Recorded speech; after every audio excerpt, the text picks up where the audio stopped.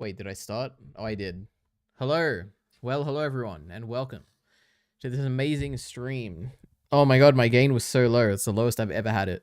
Wait, how's my volume? It's on the correct volume. We're here.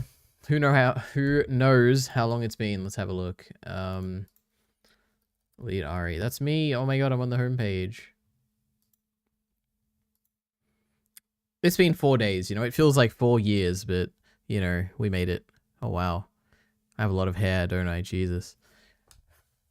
Holy, look at that.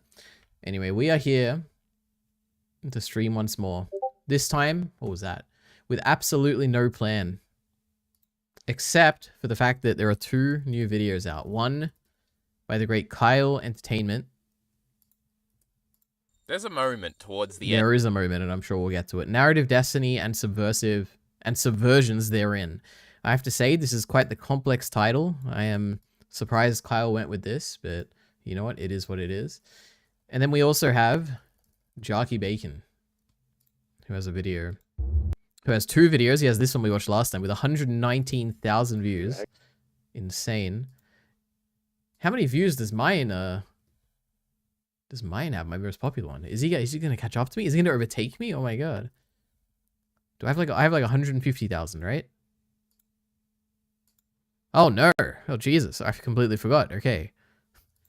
Alright, I'm not afraid of bacon anymore. This is great. Okay. I feel like Kyle in a way, you know, where Kyle's always afraid that we're gonna overtake him, you know, but he has nothing to fear, just like we don't have anything to fear. Oh wow, Kyle has a silver badge next to his name. I don't know how many months that is. I feel like it's got to be like 6 months or something, right? There's no way it's a year. I haven't had the membership for a year yet, have I? I feel like a year is like a different color too. Anyway, look at this. 380 comments. Actually, not that crazy. I would have figured there'd be more, but I guess it's like a meme video. There's probably not much to say beyond just saying like lol, or like making your own little variation of the joke here. I don't know. 8,000 likes is pretty crazy. That's not what we're here for. We are actually here for Heimerdinger from Professor to Partner. Which I've seen 3 versions of this thumbnail, so there we go. All right, anyway. Huh? Says Kyle, true. What are you consuming? Oh boy. Oh boy. We're gonna, okay. I need time to think about what's gonna happen, okay? I've been busy recently. I have the October digest to do, okay? I have the November digest to do, okay? I will do that. Then I have a wheel to spin for Yuri Happy Lily. So we're getting there, okay? Right now, what am I consuming? I don't think I've consumed... Oh, I watched Look Back, but I can't say anything about it because, you know, my digest is coming up. Wait, was that this month or was that last month? No, that was this month, so it'll be in next month's digest, right? I mean, I'd probably just make a review of it when I feel like it. Wait, where... Yeah, it was December 1st. I actually don't know if technically I watched this on the... We'll see. We'll have to see. Anyway. So what am I consuming? I don't know. A Vince McMahon documentary, I guess. Which, speaking about that, I haven't actually checked on that. How's that going? Secondary NT. What is Star Wars Theory freaking out about? 46 views? Not bad, you know. 0 comments. Not even Kyle leaving a pinned comment. That's great. Holy, we talked about a lot of people, didn't we? Jesus. That's probably the longest list ever on one of our videos. Anyway, this was a lot of fun. I like this discussion. I think Kyle had a lot to say in this last, like, maybe hour? No, probably like 45 minutes. But it was fun to listen to. You know, he educated me on a lot of things. This was a good discussion. I enjoyed this. It's a very interesting series. Anyway, let's just go through this. Why not? We talked about this last time. Bacon did his video. Nora Fawn did a Jinx cosplay or a Powder cosplay, I guess. Kyle's video, the Vince documentary, Look Back, a movie I watched. Blind Wave reacting to Black Mirror. And just before this, I caught up on their 4 episodes that they reacted to. And the final one was San Junipero. Oh my gosh. What an episode that I love so much. So, yep. We love that. But look at this. Don't watch anything on Monday. I mean, Sunday, nothing on Monday. I might watch the Dune Prophecy show. I saw a clip on TikTok and it would look like the coolest thing ever. So I think I probably will watch this. Nothing on Tuesday. Wednesday, Black Mirror, but I've already watched all the episodes. Arcane. Oh, I saw the most depressing comment ever, guys, on a Blind Wave video.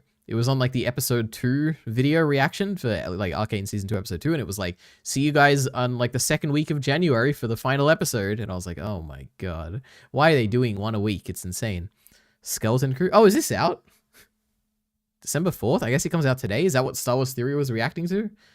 Because I want to watch this. Wait, no. Is this the one with the suburban neighborhoods or whatever? Skeleton Crew. Because that looked really good in the trailer. Yeah, it is. Yeah. Oh, I should watch this, actually. That's going to be really good. Well, I mean, it might not be. The trailer looked good.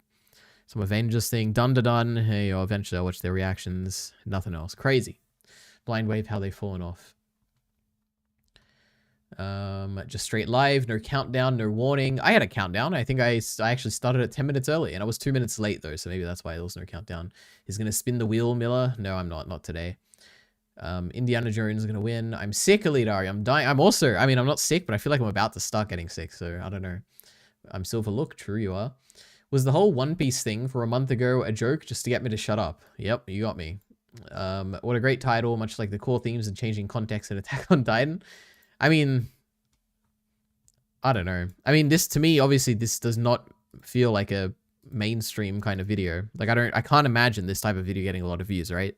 Because it's about, like, I mean, you know what? People do like Madoka. I guess it is possible. But even then, Madoka, I feel like Madoka doesn't get a lot of views, but maybe it just does, and I just don't know. Who knows? This video is bad, Elitari. What, your video? I thought it was good. I watched like the first 10 seconds and it was really good. Don't want you to put me in my place. Do you agree Look Back was good, but worse than the manga in every way? I mean, I can't comment until I've done my review, I guess, right? Yeah, I haven't watched this Bacon video yet, but I think I'll watch it here today with Elite RE. You should probably join Discord if you do that. Oh my god. We got to take away... You're going to take away Bacon's views. That's so sad. I haven't watched this... No, I read that already. Oh no, Ari, I was mid-Skeleton Crew episode. You interrupted me. Well, that is exciting. Did they only release one, or were there like multiple today? Because I know for Acolyte they did like... Was it 2 or 3? I don't know. Actually, I think for Andor they also did 3, right? Was Kenobi 3? I don't know. Kenobi was 2, I think. I don't know. Crazy. Why do they be doing that? They released 2. Okay, interesting. That's kind of cool. I wonder if it'll be a long or short show, or if anyone knows. I'm good at educating. I watched 3 Pokemon episodes today, Ari. This is big. That is pretty big. It's very kiddie so far. Second episode is an improvement, though. Well, like kiddie in the same way... in the same way that, like, Clone Wars is, because that was good. Or kiddie in the way that, like... I don't know, Dora the Explorer is. I have no idea. I'm happy to see Elite Ari passionate about the great Blind Wave again. True, it's so exciting to go back and watch their videos. You know what looks really weird though? I don't know why they did this. I guess the editor like messed up or something, but in their latest Arcane reaction, it's so saturated and dark. Like even the thumbnail, and like it's so red. Hey guys, cool blowing back. I'm Aaron. Why does it look like this? Like versus like, I mean maybe it's just all their Arcane videos now that I think about it, because their Black Mirror one. Just looks like a normal recording, you know? Look at this. They look so normal. Anyway, who knows? This video has gotten a lot of views, Lil Bro. True, but not Bacon views, so yeah. They released 2. Oh, I also have to watch all of Peacemaker because Creature Commandos came out today. I don't even know what that is. But Peacemaker is John Cena or something, right? From that WWE documentary I watched. He was interviewed. All right. Anyway, let's get straight to it. Our main thing today. I actually don't have anything on my like usual stream topics document, so who knows basically. Narrative destiny and subversion therein. Do I read the description or is this gonna like spoil the point of the video? Not that it really matters, you know. Both Madoka Magica and Diebuster use the concept of their main character's narrative destiny to great effect, leading to my favorite moments in both series, but in inverse ways. So yeah.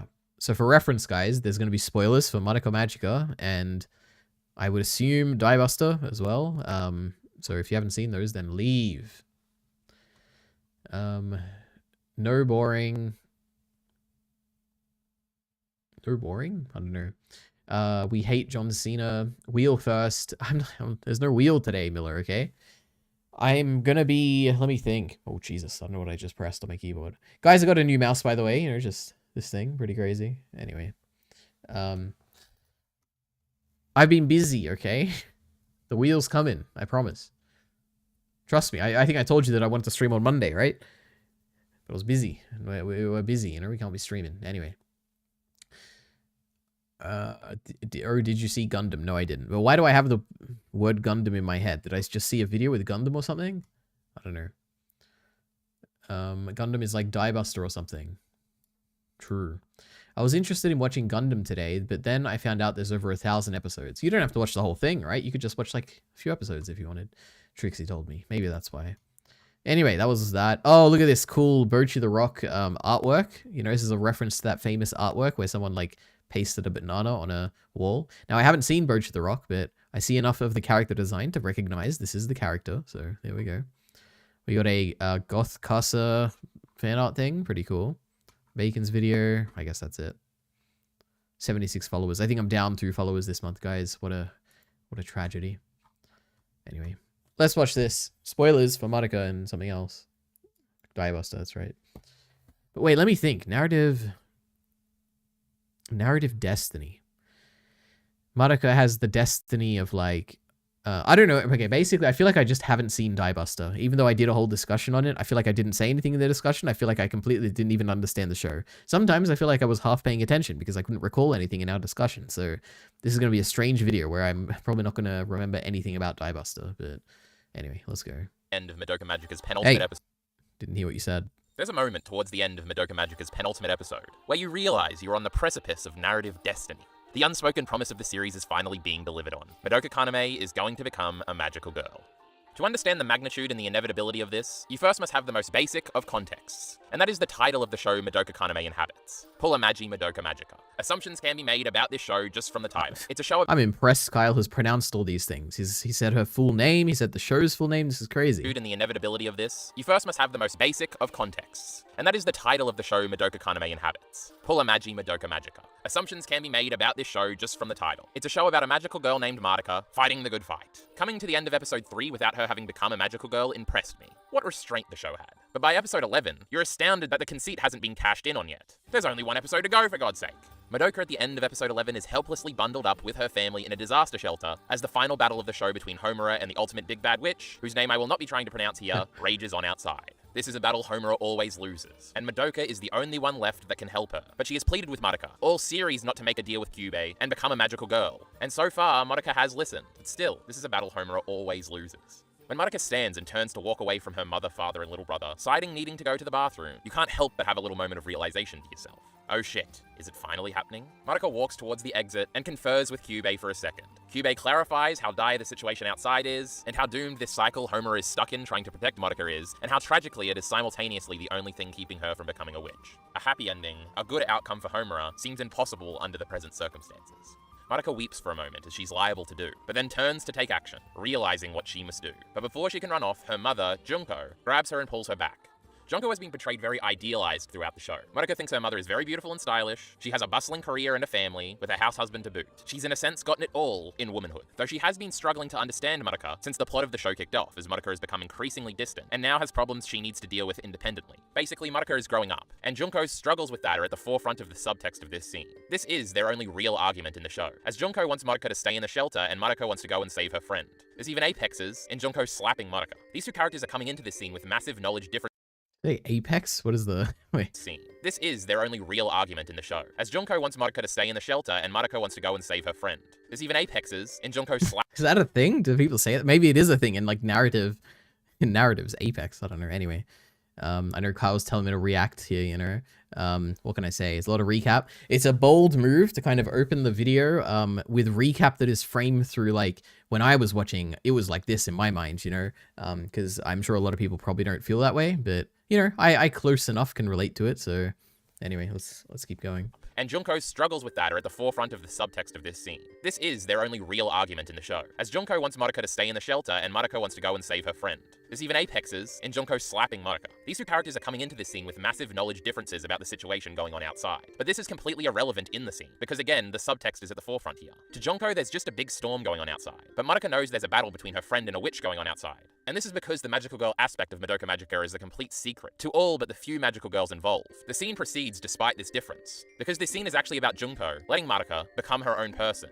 After clarifying with Madoka that she isn't being tricked and that she understands the decision she's making and isn't just running headlong into danger and certain death, Junko is satisfied. Madoka reassures her rather quickly that she knows what she's doing. Junko realizes in this moment that it's time to let her daughter leave the nest. I feel like there's also probably a whole video that you could have made this into a video itself, because I know this scene is like talked about a lot of like, oh, her mother's so bad, you know, she's like leaving. Or maybe that's just like a thing that Kyle told me and I just made that up entirely. I don't know. Anyway. And gives her a nudge that will develop into the sprint that would lead Madoka to her narrative destiny. Madoka has decided to grow up, and Junko has decided to let her go. Both are somberly resolute in their decisions, and that somberness protrudes the whole scene. Subtextually, this is goodbye to the little girl she's raised, who is now becoming her own woman. But literally, this is also goodbye, as these two would never see each other again. And though you don't know that outright while watching the scene the first time, you do feel it, in Madoka's sureness, and in the gravitas of Junko's faint smile. The mother has done everything she could to prepare her daughter for this moment. We then cut to Homura. That's a good point. I'd never picked that up before. I should probably read chat as well. It's been so long since I've reacted to a long video, you know. All right. There's a new Gundam series coming out today. Coming out by Studio Kara. Diebuster and Utena people are involved. Anno too. That's great. We love that. Anno is a good director, so I mean, we love that. Wait, I don't know. I didn't know it was Kara. Studio Kara. I don't know what studio that is. I assume the Gundam. No, I have no idea. Why did he start with a super eye patch wolf line? No idea.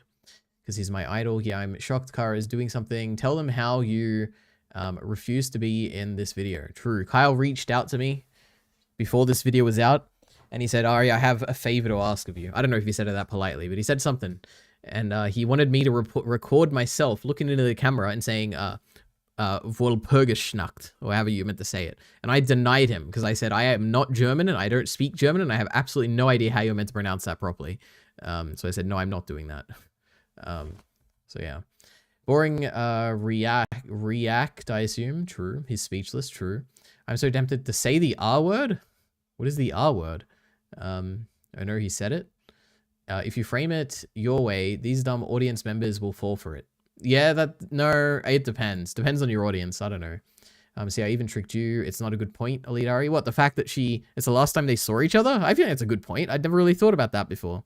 Oh, recap. Okay, very funny, Mela. True. I mean, this is like a little bit too much, but like not really. There's like a bit of, there is analysis mixed in with this. I think this is fine. But I guess we'll see how well it serves the rest of the video, but... Fighting and being wholly over first time, you do feel it, in Madoka's sureness, and in the gravitas of Junko's faint smile. The mother has done everything she could to prepare her daughter for this moment.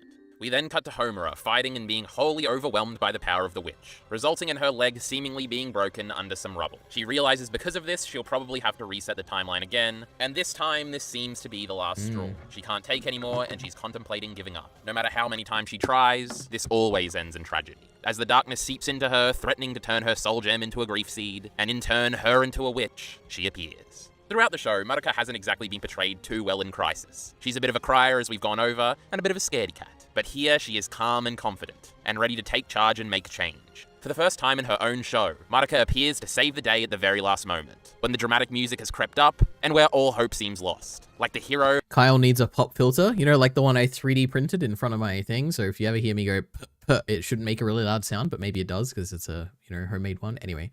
And ready to take charge and make change. The true. For the first time... You know, I can feel Kyle in this video, because this was the one thing that he liked the most about Madoka Magica, was this scene. So, you know, it's always fun to make a video where you're, like, just talking about, or even just recapping, like, your favorite scene, you know? Her own show. Madoka appears to save the day at the very last moment, when the dramatic music has crept up, and where all hope seems lost. Like the hero her protagonist role prescribes. In any other show, this would be an episodely occurrence. But this show has saved its hand, and after 11 episodes, this would-be generic moment of base heroism from the main character feels like a monstrous payoff. You've done enough, Madoka declares to Homura as she stands to confront the witch, and Magia kicks in suddenly. The second great twist of Madoka's ending themes, by way of recontextualization, hits you. More on that in a second. The epic music swells, and Madoka steps forward. Kyubey steps to meet her, and oh my god, she's really going to do it. Madoka apologizes to Homura, and the episode transitions into the visual segment of the ending theme.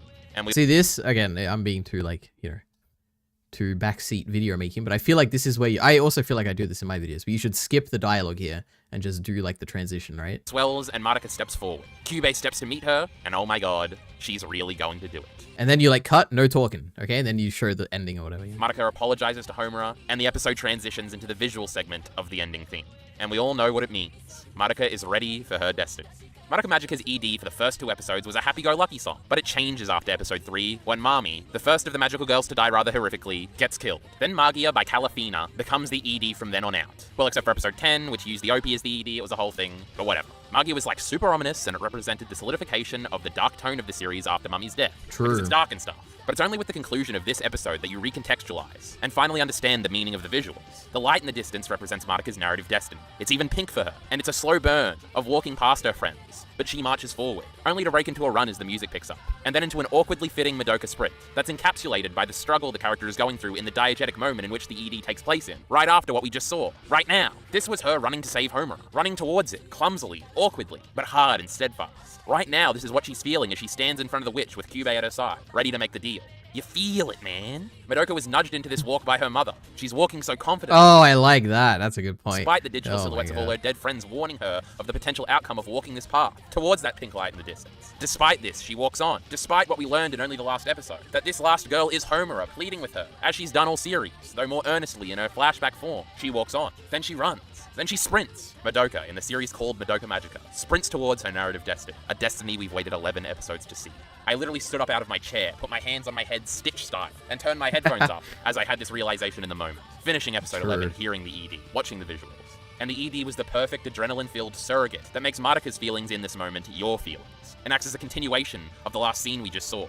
And it's been staring you in the face for the last however many number of episodes. It's awesome. What a moment.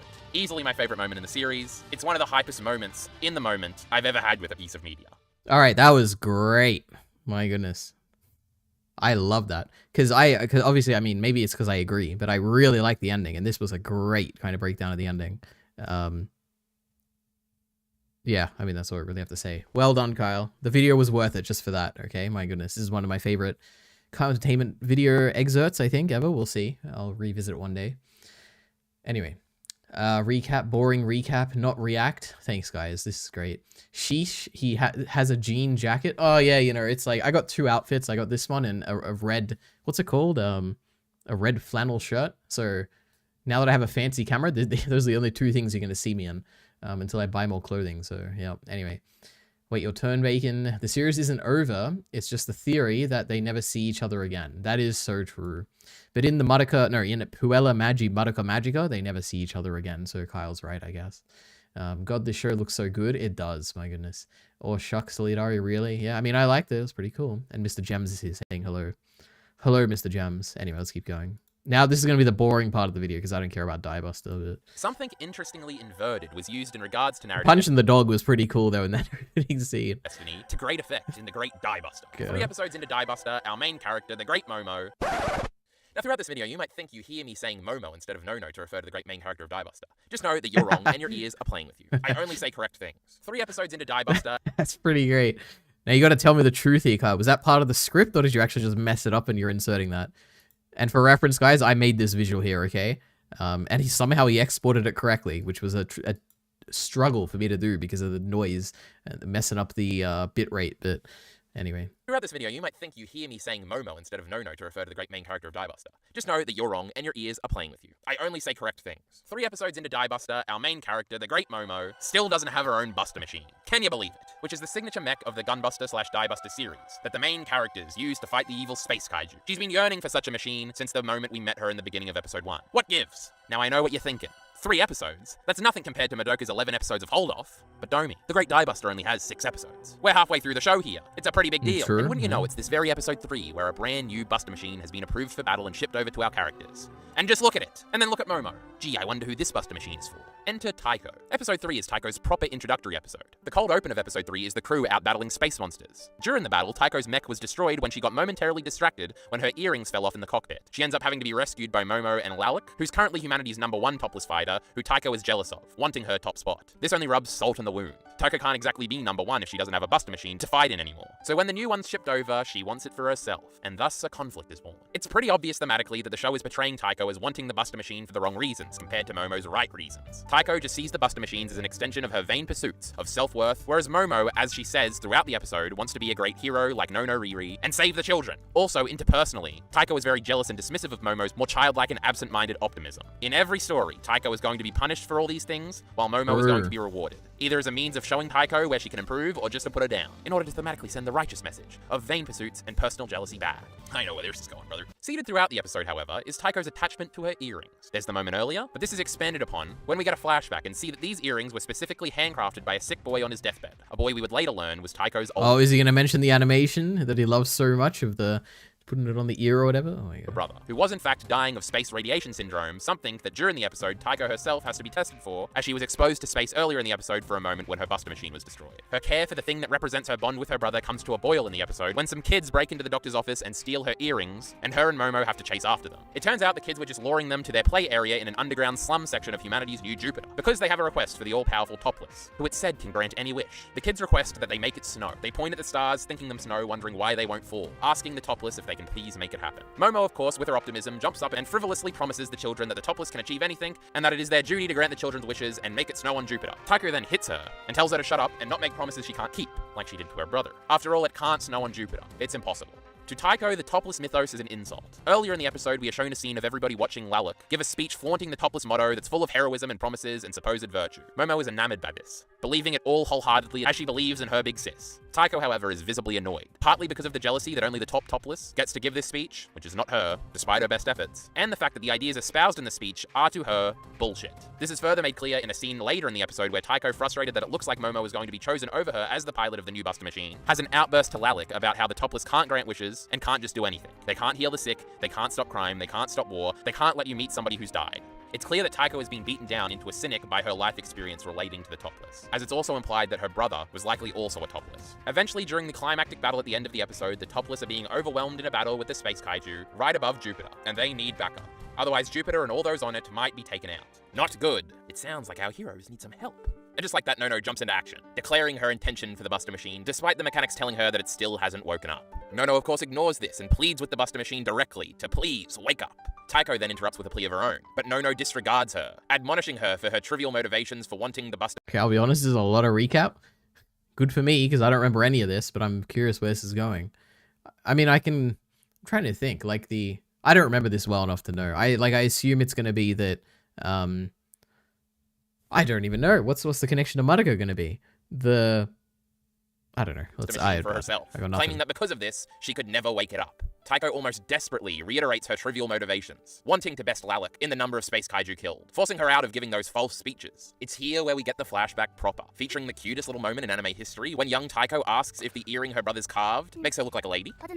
To this, he supposedly giggles and says that it didn't suit her, as he looks off outside of his window. Taiko tells Nono that she lied to him, telling him that she would find a way to cure him, that she hurt him, and that even though she was a Topless, she was powerless to save him, and that they can't save anyone, including the children down there hiding in the hospital on Jupiter. And she yanks the earring out of her ear, Nono again ignoring, states that a Buster Machine won't lend strength to somebody who can't even believe in themselves, calling Taiko's bluff. Nono claims that Taiko does want to save the children, implying that she's lying to herself through self-pity. In this moment, the Buster Machine opens its eyes over Nono's shoulder and comes to life. Taiko, in frustration of Nono's greatness and the evidence of her thematic victory, throws her earrings down the shaft, where they fall down the length of the entire Super Robo. She cries, saying that she just didn't want him to hate her, and we cut back to the battle outside, where the space kaiju have broken Lalek's final line of defense, and things look their most dire. Alas, here she comes to save the day. New Buster Machine in tow. It successfully freezes the space kaiju in their place, saving the day in all its brand new glory. Then we cut back to Taiko retrieving her earrings, having learnt her lesson. That's sweet. Except, that's not Taiko's hand. Huh? That's the great Nono floating back at the station. Oh my god, he got me.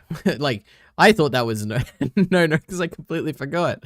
Wait, what? The day in all its brand new glory. Then we cut back to Taiko retrieving her earrings, having learnt her lesson. That's sweet. Except, that's not Taiko's hand. Huh? That's the great Nono floating back at the station. Taiko's in the Buster Machine? This was Nono's narrative destiny. What the hell? Taiko then uses an exotic maneuver, Buster Smash, wherein she tennis rackets a freezing beam theorized to reach negative 1,020,000,000 degrees. Something that's apparently physically impossible or something. Into the space kaiju, killing millions of them. And in the process, since this was like an impossible feat of physics, physics or something. It also sent her into like a different dimension or something, where there's like floating stars around her that auspiciously look like snow. This is the She then coolest thing finds the show herself did. crossing into the past, and looking through that very same window her brother died looking out of. As she watches the scene from the flashback before, she notices that when her brother looked Oh, out, I didn't comment, but the insertion of the dialogue, it's well done, Kyle. It's always hard to do. Like, where do you select what dialogue to use and what not to, and how do you blend it with the music? It was well done. outside the window and smiled, saying that the earrings didn't suit baby Tycho, that he was actually looking at her in the future in this moment. A moment in which she did look like a lady, a hero, suited to his earrings. He wasn't let down by her when he died, he didn't hate her. He had seen what she would become. Turns out the topless can let you meet people that are dead. It turns out the topless can save the children. It turns out the topless can make it snow on Jupiter. Tycho sheds tears that blend into the backdrop of the starry snow, and we see Nono emerge from beneath said snow on Jupiter and make the snowman Tycho had promised she and her brother would make after he got better, decorating it with her precious earrings she had retrieved. And the snowman smiles sweetly as the children bask in the snow they had always wished for. That's pretty crazy. Did I just like not pick up that those are the And make the earrings? snowman Tycho had promised she and her brother would make after he got better, decorating it with her precious earrings she had retrieved. And the snowman smiles sweetly as the children bask in the snow they had always wished for. Episode 3 of Die Buster is one of my singular favorite episodes of anime of all time. And sure, most of that has to do with the emotional payoff of Tycho's journey throughout the episode, but that is, in part, powered by the truly tremendous subversion of her getting the mech, and the reveal of Nono being the one retrieving the earrings, which only works playing off of Nono's inherent narrative destiny. Nono is the main character of Die Buster. She will save the day in the end. Her getting a Buster machine is inevitable, and you are piece by piece led to believe in this episode, by all of the factors, that this is finally the episode where she will take on her narrative destiny, only to have the opposite be true, and for her to sit out another episode on the sidelines as a thematic rubric, rather than the hero. Nono would have her moment of narrative destiny at the end of the next episode, where in fact it is revealed that she didn't need a Buster machine, because she was already a Buster machine baby. Buster Machine 7 in fact. Absurd. And it's almost an equally as good moment. Die Buster is literally the best anime of all time, kid. Get with it. But in this moment, in episode 3, Die Buster used the perceived narrative destiny of Nono, our main character, to the exact opposite end to how Madoka used narrative destiny at the end of episode 11 of its show. And isn't that just interesting? The overall point of this video is not to point at one of them and demean the other. Die Buster isn't good because it's subversive, and Madoka isn't bad because it's more straightforward with how it handles payoffs regarding narrative destiny. I literally just thought it was cute that the two shows I watched— Wait, gotta hear that again. Just interesting. The overall point of this video is not to point at one of them and demean the other. Die Buster isn't good because it's subversive, and Madoka isn't bad because it's more straightforward with how it handles payoffs regarding narrative destiny. I literally just thought it was cute that the two shows I watched basically back to back used the narrative destiny of their main characters, becoming their main characters, for two different, very inverted purposes, both to great effect, creating my favorite moments in both series. If anything, the point of this video is, once again, that there are no rules in art. There are no odds. Using narrative destiny as an element of straightforward long-term payoff, or as a short-term subversion, can both be fantabulous. At least in this humble wartime correspondent's opinion. Give me Patreon money, I might die out here for God's sake. I can't believe he still has 2 patrons. That's insane. What are they still paying for? My God. I mean, I don't really have a passionate opinion on Die Buster or anything, so I don't know, it was fine. I really, really liked the Madoka ending section. That was really good. Editing was great. Voiceover was popping a bit. I don't know. This is it's a decent video, I'd say.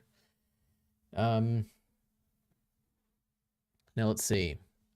The great Mr. Gem says, Kyle, true. Jesus Christ, he's stupid. Oh my God. Miller's not holding back these days. He's really going in on people. I got sound effects. I don't know. Or maybe you did and I didn't notice. I don't know. I'm rewatching the Kyle plus Ari Mushoku Tensei discussions, and I forgot how utterly based Kyle is in these. True, he hates the anime, right? No, that wasn't part of the script. I mean, I don't know, I could see it either way, but yep, that's pretty funny. That's why I needed you to make that thing, yep. It followed Gunbuster of them both getting their Buster machine in episode 4. Why would you think she'd get it sooner? I don't know. Miller knows these things because he remembers both series and I don't, so I got no opinion here. Lal Lak, says Miller. Is that how you pronounce it, Miller? Lal Lak? I'd probably say like Lao Si or something, right? Lalek. Lalek's okay. What is it in Japanese, I wonder? Wikipedia. Die Buster. Lalek. Is there no Japanese writing? I don't know. We'll never know.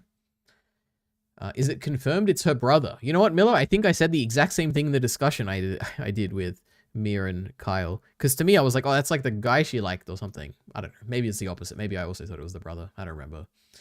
No, but Reddit thought it was also her brother on the episode rewatch thread. Well, that's good enough, I guess. So that's good enough for me, true. You didn't give the great Die Buster the run it deserved. That's true. I need to rewatch that show. Huh? Don't the shows just do the same thing, but you highlighted an early Diebuster moment and a later Madoka moment, so that's why they're inversed. Does Madoka doesn't have a scene like this near the beginning, right? Like Madoka doesn't have her. No, I feel like this makes sense to me. I don't know. You gotta read the comments, Leader. You know it's pronounced pronounced what? But you just wrote the same word. Lalk? I don't know. Lulk? Anyway, what does Kyle link these days? Second channel makes sense. VOD's channel, I guess that kind of makes sense.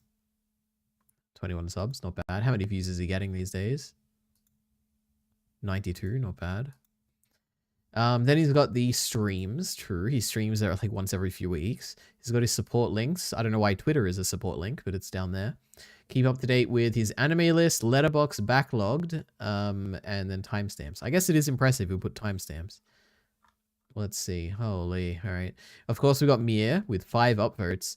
Okay, I take back. Diebuster episode 3 is pretty great. I teared up. Wow. I know absolutely zero about Diebuster and came for a Madoka video essay, but gosh darn it, I legitimately shed a tear the way the video helped build up the reveal moment of Nono being left behind. Thanks so much for giving us a sweet 20 minutes and 20 seconds. Oh my god, people are so emotional. We love it. Great analysis, glad to be so early. Now I have to read the long ones. Oh my god. Oh, we got a mad person who hates Kyle here. Broken under some rubble. You know what? I also, when he said that, I was like, I don't know if her leg's broken here. Her leg wasn't necessarily broken nor unfixable. She can technically heal it. It wasn't impossible to get out from under the rubble. Well, I don't know if she can technically fix it. I think the point was that, I mean, maybe they'll say this, but she's at the end of a long fight with the big witch, and to heal it, she needs to use magic. But if you uses too much magic, she turns into a witch, right? Isn't it? It wasn't impossible to get out from under the rubble either. She could manipulate objects like she did the truck, but her time loop was contained to that single month, and her shield is an hourglass. She saw the sand running out and realized it was about to run out of time. Is this really a thing? The cutoff would be the moment she made her wish in the first timeline. What is this theory? This didn't cross my mind once when I was watching it. She saw the sand running out on it and realized she was about to run out of time. The cutoff would be the moment she made her wish in the first timeline and was sent back. Why would that be the case? As she was about to go back, she remembered the new information Kyubey revealed to her about Madoka's fate and karma growing each loop, thus putting more on Madoka's shoulders. This made her realize everything she was doing was only making things worse, and so she finally started giving up and let the sand on her hourglass run out. More in the replies. Oh my god. I don't care this much. Oh boy. About the show, Madoka hasn't exactly been portrayed too well in Crisis. She's a bit of this point I'm also like, I don't know. I don't remember her in Crisis enough, but Madoka shows a ton of confidence before the end of the series in one set of scenes only, episode 10, when she has already become a magical girl and is about to save Homura and other people. Her confidence was so radiating that she essentially became Homura's hero in the moment. This is important because in one of the first few episodes, she's laying in bed contemplating her wish, and Kyubey asks her if she wishes for power.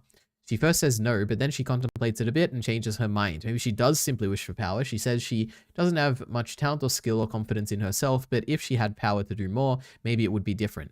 That was the first time Kyubey told her about her unusual karmic potential, but it was also a huge hint towards what kind of person Madoka is. She may be shy and feel helpless when she can't do anything about a situation, but she also admired Mami when Mami was doing dangerous work. So she gets to be a magical girl. So when she gets to be a magical girl and things are under her control, she can simply be her best self. This is later reflected in Rebellion when you see her acting similarly confident as they fight nightmares, with Mami even having to scold her and the others for goofing off a bit. This is exactly why she could be so confident at the end of the original series. She knew that she knew what she had to do, and she knew she had unimaginable power to get it done inside her, as Kyubey told her. If you wish so, you could even become a god. I don't have any perspective. I have no thoughts on this. I don't remember the show well enough in that much detail to have a strong stance on this. There's enough. There's another important bit to this point too. When she finally makes her wish, she words very intentionally. This doesn't appear in every translation for some reason, but when she wishes to erase all witches from all time and space, she ends her wish with "Kono Tede," or "by my own hands." Magical girl wishes have a tendency to go or awry. Ori, I thought it was Ori, awry very easily. For instance, if you wish above your karmic potential is capable of, your wish will only be granted to the level of that potential, which can sometimes mean not enough. I guess this is like a mega fan who has like watched all the other series and stuff or read the manga or something. I don't even know. Also, a lot of wishes, when left to their own devices, can simply turn out badly, like how Kyoko's wish was granted, but not in the way she desired. Yeah, I guess. Madoka, well, yeah, I guess. Madoka specifying that she would do the work to ensure her wish comes with her own hands means that she leaves very little room for the doubt she is often plagued with. She even checks in with Kyubey one last time to make sure her wish would be viable. I'm not sure if you've seen Rebellion, so I won't spoil it for you, but this is exactly the ending of that film, why the ending of that film broke so many people. If Madoka is at her best and possibly her happiest when she is strong, then it stands to reason she might not be as well off now. Is that really why it broke so many? Did it break people? I don't even know, but that's... Anyway, it's somewhat interesting, I guess. I'm impressed this has 36 thumbs ups and 15 thumbs ups as well. Actually, I'm surprised all of these have so many thumbs ups. I don't know. Anyway. I did read the comments. I know I read that already. I'll just wait in the VC forever by myself. I know we're getting there. Okay. You can say Sayaka takes the place of Madoka becoming a magical girl first. Sayaka takes the place of Madoka becoming a magical girl first. Yeah, but what does Sayaka have to do with anything? Like you're saying, comparing it to Diebuster, where... I don't even know. I don't know. If you care enough, you can explain it, Miller, but I don't know if you care that much about it. I think I'd kill myself if I cried watching an anime analysis video essay. Wait, what? Oh, if you cried. Okay, I think I'd kill myself if I cried watching an anime analysis video essay. Have I ever cried watching an anime analysis video essay? I feel like almost certainly not. I feel like I've definitely cried watching reaction videos, but that's because the moment is so sad.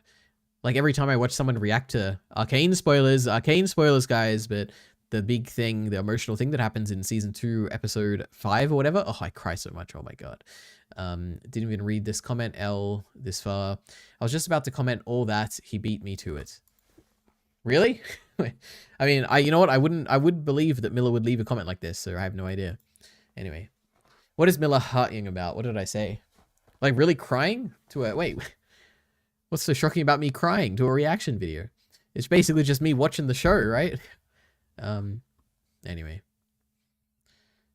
Alright guys, spoilers for Arcane, okay? So we're gonna talk about Arcane here. With them hugging Vander? Absolutely. I cried so much. I assume you haven't watched our discussions, because me and Kyle had a big disagreement on that scene. And yeah, it was the most emotional thing. I think I defended the I would defended it so well, like the impact of that scene, that I think it would make a good scripted video. Maybe I'd do that. But throughout the entire season, I think that's got to be the easiest. Like, there's a lot of depth to that scene, more so than like pretty much anything else in Arcane. That it's impressive that it was in season 2. Because I don't think there's that much depth in anything else. But anyway. Hello there, Kyle Entertainment. Hello, Alidari. Are you actually that sick already? Oh my God, Jesus. No, that's just a bit of a funny voice, you know, but I do sound a little weird. Yep. Holy. No, I sound perfect. What are you talking about? No, you sound like a sick dog right now. That's what you sound like. But that's okay. That's a little mean. Yeah. Why would you say that? Don't worry, I can tell I'm getting sick too. You know when you can like, you feel a bit off, you know, your nose is like a little bit different. Yeah, I felt like that 2 days ago. Yeah, it's not going to be good. But that's okay. Anyway, what brings you here? The Jockey Bacon. Yeah, we're going to watch this video together. We are. You gave that video a 10 out of 10. That was very nice, Larry. We thank you for that. I gave part of it a 10 out of 10. That's true. Yeah, you didn't like what the comments like, though. What do you think about the video? You didn't even check all my great Reddit comments. How would I know the Reddit comments? Well, you would go to my Reddit account, but, you know, they just told me that, you know, in the original airing, that first ED didn't exist or something, and they told me to do more research. Who cares about the first airing? My goodness. We watched it on. Oh, I knew a Leary would Well, be on my side. I mean, I watched it on iTunes. Kyle watched it. I don't even know where he watched it. On Mr. R's Plex server legally, True. Well, I think. Who knows if that's legal? yeah, I mean, it's cross countries and stuff. I have no idea. We hate countries here. You know, we're a part of a globalist world. True. Oh, Sorry, Leary, I put it on 2 times to mess with Bacon. Sorry, I just read Bacon's comment. I can't believe Ari is going 1.5 times for this masterpiece. We are. We do that for every video, right? So long. How could we be expected to watch the one? If it And was he on my is it stream, having- I would have done Leary. Well, you would But have now done Bacon's gonna do 1.5? the one. Yeah, I usually do. I'm Oh, nice wow. like that. Okay. Mm-hmm. He's it thinking doesn't right now. matter. Chat. He Alright. doesn't know if I'm telling the truth or not. Are you ready? Anything else you want to say about your video, Kyle? Any? Well, I did have a few things, Leary, because Please, go ahead. some you brought up including dialogue. First of all, I lucked entirely into that. You know, I put that in, and then I put the music in, and then I forgot, and then it just sounded good anyway. So genius. True, Just we lucked love into that. it. What else do we have? We had the of course think it's Momo. It should be Momo. The fact that it's No is stupid. We hate Diebuster. It's like the whole point of the name. It's a Um, reference to something else. Yeah, true. No. It's supposed to be a little It bit is different. No, It's on true. computer. Yeah, okay. True. And then we had recap, but you talked about that enough, Leary.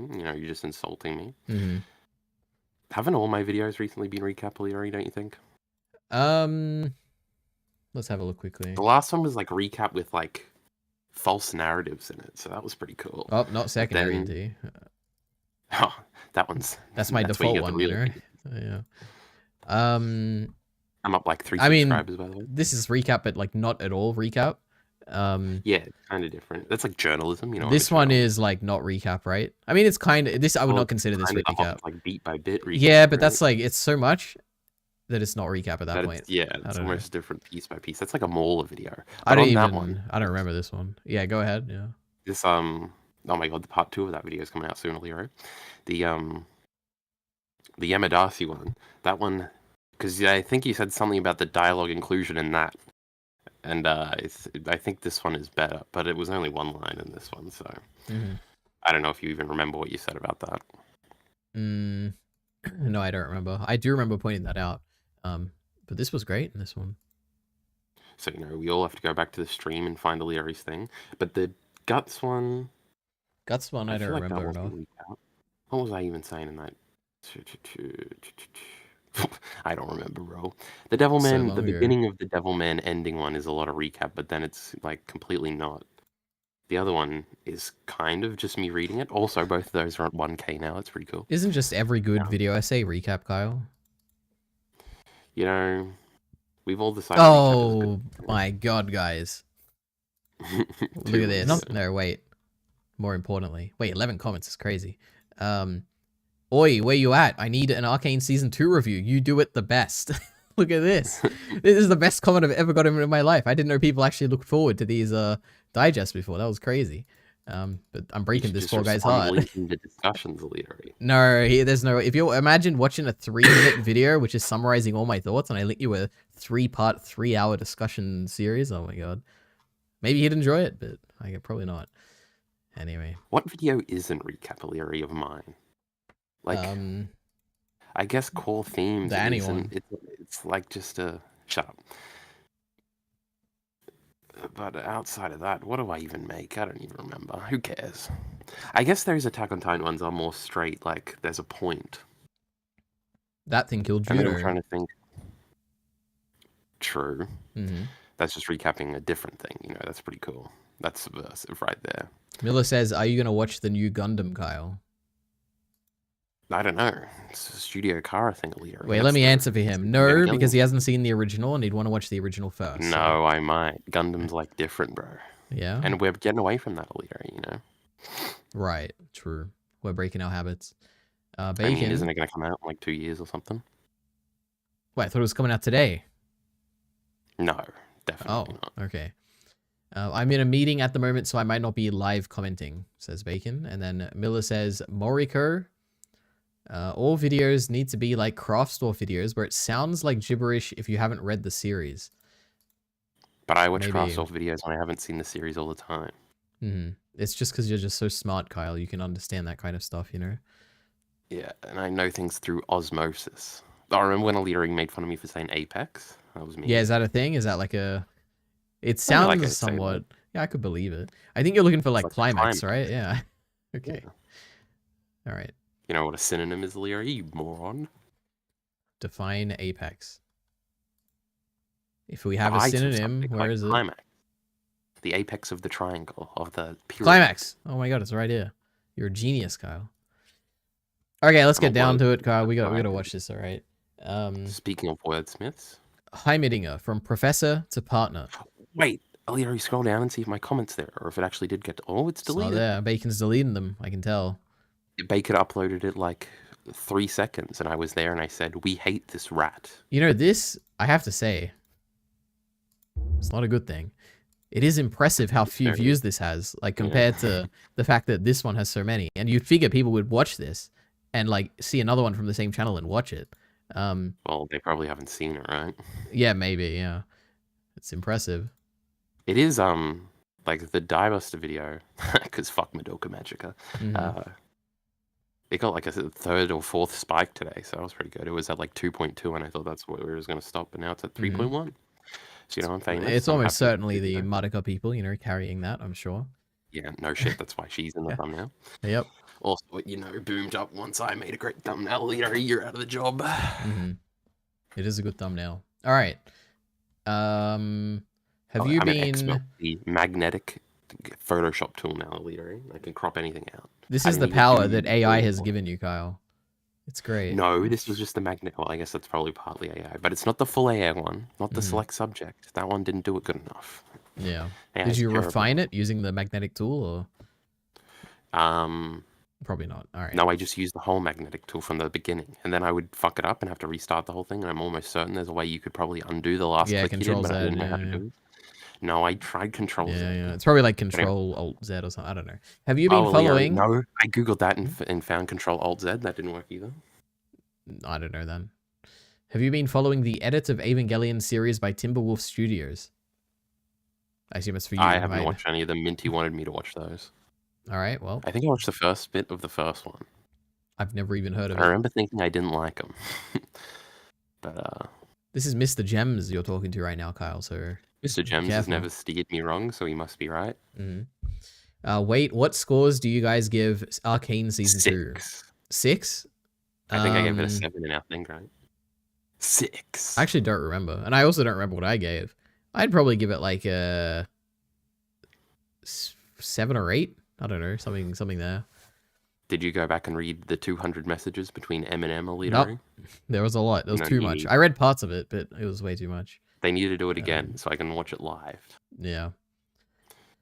Okay, we're gonna watch this video. Too much chat, too much talking. Let's get to this. So, ... Arcane videos get views. Let's see how this rodent does in the algorithm, eh? True. We hate this fucking rat. Alright. Alito, we have to preface that, you know, we hate Heimerdinger and this is going to change our minds, just like his Hard video changed my mind and we're all going to love it. So, Jockey Bacon has that power. yeah, Heimerdinger, the best thing he ever did was die. It was the coolest moment. I loved it. I know Kyle hated it. But I actually really like that Alito, scene. you just said I hated it, then attacked me for it if I recall correctly. Yeah. So I feel like this video probably has to be about that scene and his death, and I think it was in the thumbnail as well. And I think Bacon... Well, I looked through the timestamps and I watched the first 10 seconds of Leary, so I think it's about the whole of Heimerdinger. But I assume Spoiler. the main point will be about like his death was like it made him so good or something. I don't know. Well, I guess we'll see. I don't know. But yeah, and yeah, I just saw Miller say he's obviously not dead. That is true. I mean, he might be. It's not impossible. Anyway, we'll read chat afterwards. Let's go. Imprisonment. What a curious principle. We confine the physical body, yet the mind is still free. I do love a good conundrum. These are the I first hate words we hear this from Hey. the fucking rat. Speaking of a Bacon, my goodness. He's not a rat. He's a League of Legends character. Okay. All right. These are the first words we hear from the father Piltover Heimerdinger. And it tells you Turn all you it need to up. know about him. Yep. On first hearing, the quote sounds deep and introspective, but once you stop and think about it for a moment, you might find it puzzling and perhaps Wait, we gotta stop and think about it for a moment. Wait, because I truly didn't He's internalize those advocating for words. imprisoning minds. That's way scarier than imprisoning bodies. What a tyrant. What a Imprisonment, terrorist. what a curious principle. We confine the physical body, yet the mind is still free. I do love a good conundrum. yeah, I guess he is like, he's advocating, no, he's not really advocating for anything, but in his like hypothetical, he's like, shouldn't we be like, you know, forcing them to like be imprisoned in their mind? Oh my god, that's terrible, you know? Anyway, let's keep going. All right. About it for a moment, you might find it puzzling and perhaps a little nonsensical. Why wouldn't the mind be free? How do you even imprison it? How does this contradict the body being confined? Isn't the point of prison to keep you in one place under control while giving you the time and space to think upon your actions? Well, let's dig into this, shall we? There are 3 points this quote highlights that I think... Whoa, what a cool shot. Bacon has some cool shots. Oh my god. That's pretty cool. Shall we? There are 3 points this quote highlights that I think quickly color Heimerdinger's character. First is Heimerdinger's vacuous grandeur. This quote sounds like something a dumb person thinks a smart person says. Some writers' poor attempt to introduce a new character who is so very smart. A generic attempt at writing something deep that would probably end up on a coaster. You know, the one under the mug with the quote from Yogi Berra, and next to the cushion with the quote from Jaden Smith. And Heimerdinger does this consistently throughout the show. You don't know either of those quotes. I know the Jaden Smith one, alright? That's why I laughed at that one. Oh, Jaden Smith, I remember this. Mm-hmm. Wait, let's Attempt go at back. writing something deep that would probably end up on a coaster. You know, the one under the mug with the quote from Yogi Berra, and next to the cushion with the quote from... In theory, there is no difference between theory and practice. In practice, there is. That's pretty deep, brother. That's a good point, actually. If newborn babies could speak, they would be the most intelligent beings on the planet. Sure. Right. Jaden Smith. And Heimerdinger does this consistently throughout the show. No great science should ever put lives in danger. If you were a scientist, you'd know you can't make a prototype without breaking a few wrenches. I have seen many students. Remember the keyhole? I remember the keyhole. It's a genius. This is part of Arcane's genius right here. Does Heimerdinger not understand this is undermining of himself as someone over 300 years old? I think I brought that up in our discussion, Leary. And while these statements are nonsensical, the kicker is how Heimerdinger uses them. These statements are used as wise proverbs that will elucidate his point without further explanation. Surely I don't need to explain myself further, my boy. The truth is self-evident. You'll listen to me because I'm your elder. Such is the natural way of things. And it's at this point that Heimerdinger starts to smell a little bit like a fraud, a mentor without much wisdom, a teacher that... Oh, he's so right. It's the worst thing Arcane ever did, which is like this one guy, like he never does anything. He like, Bacon's so right. Oh my, I'm actually just finally piecing together what he's saying here. Regan just knows everybody's experience with Arcane and can relay it perfectly. Yeah, I didn't realize it till this moment. This is exactly this was my problem with Heimerdinger. The fact that he like, we never see him actually demonstrate his skills or like why he's deserving of this place. Anyway, all right, that's a good point, Bacon. Apply his own teachings. Forgive me, I'm going to steal... Wait, I think I missed Such is the natural way of things. Is he going to do show don't tell? At this point, that Heimerdinger starts to smell a little bit like a fraud, a mentor without much wisdom, a teacher that doesn't apply his own teachings. Forgive me, I'm going to steal a point from Schnee. Heimerdinger ultimately talks about himself a lot. We are told he is a great scientist, an altruistic individual, a strong leader, and yet we see him neither in action. He seems nice enough, but he talks down to the people trying to do all the things he says he does himself. All he does is observe what his students create, give his advice, and then leaves expecting them to take his advice without question, expecting that the problem is now solved without actually having to do much of anything to help. Heimerdinger, like this quote, presents himself with grandeur, tenure, and wisdom, but ultimately feels hollow, vapid, and hypocritical once you start paying attention. Second is Heimerdinger's lack of humanity. When you hear this quote, it might feel nonsensical to a human, but if you place yourself into the shoes of an immortal yodel, well then it starts making much more sense. To Heimerdinger, prison is a mere blip, something to be contemplated over briefly before you're out and about in the world again. Heimerdinger's lack of humanity with regard to time is made abundantly clear throughout the show. A decade. Oh, don't worry, my boy. It zips past you in the blink of an eye.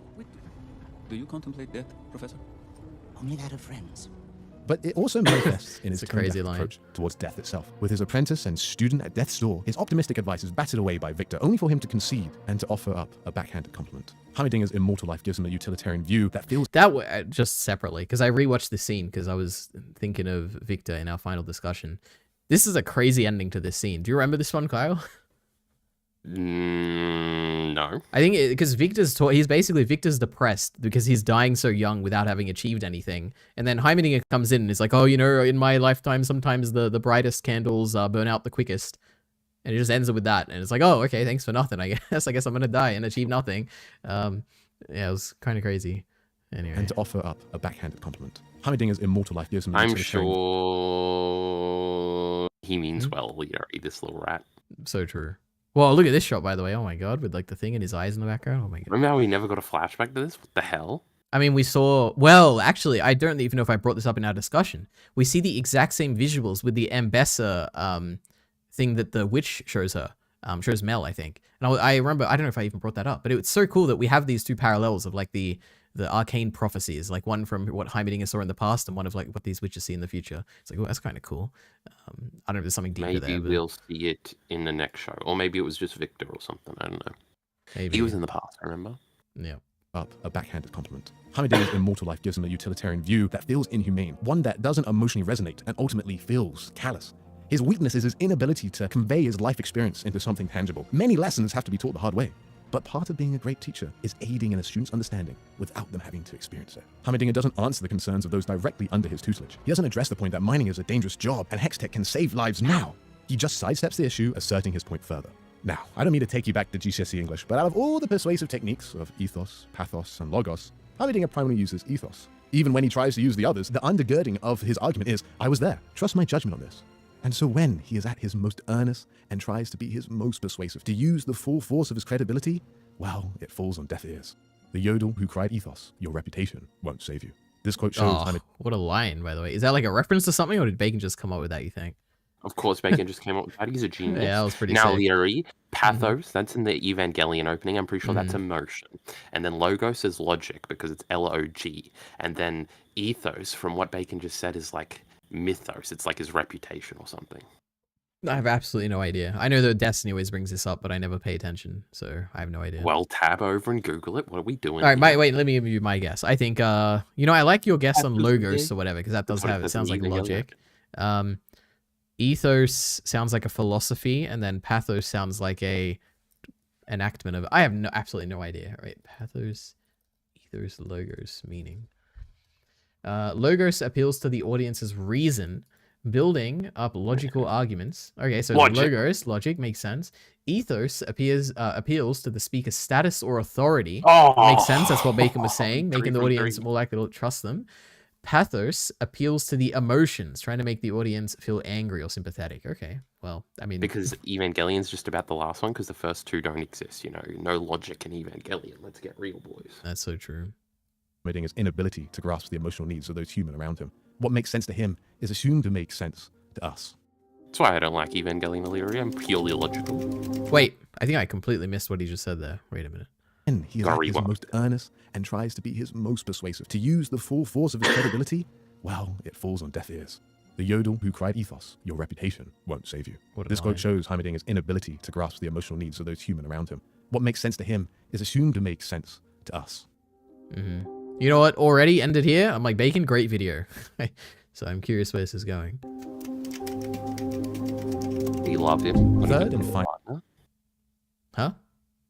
We're going to love him when he becomes a partner to the, well, I'm going to remember his name, Echo. Yep, yeah. true. That was what a great scene. He shows up and he's like, Echo walks in and he's like doing science stuff. And we're like, oh my god, Heimerdinger actually can do stuff. This is crazy. Finally, is Heimerdinger's childlike ignorance. Wait, what I makes missed it sense to again. him is assumed to make sense to us. Third and finally is Heimerdinger's childlike ignorance.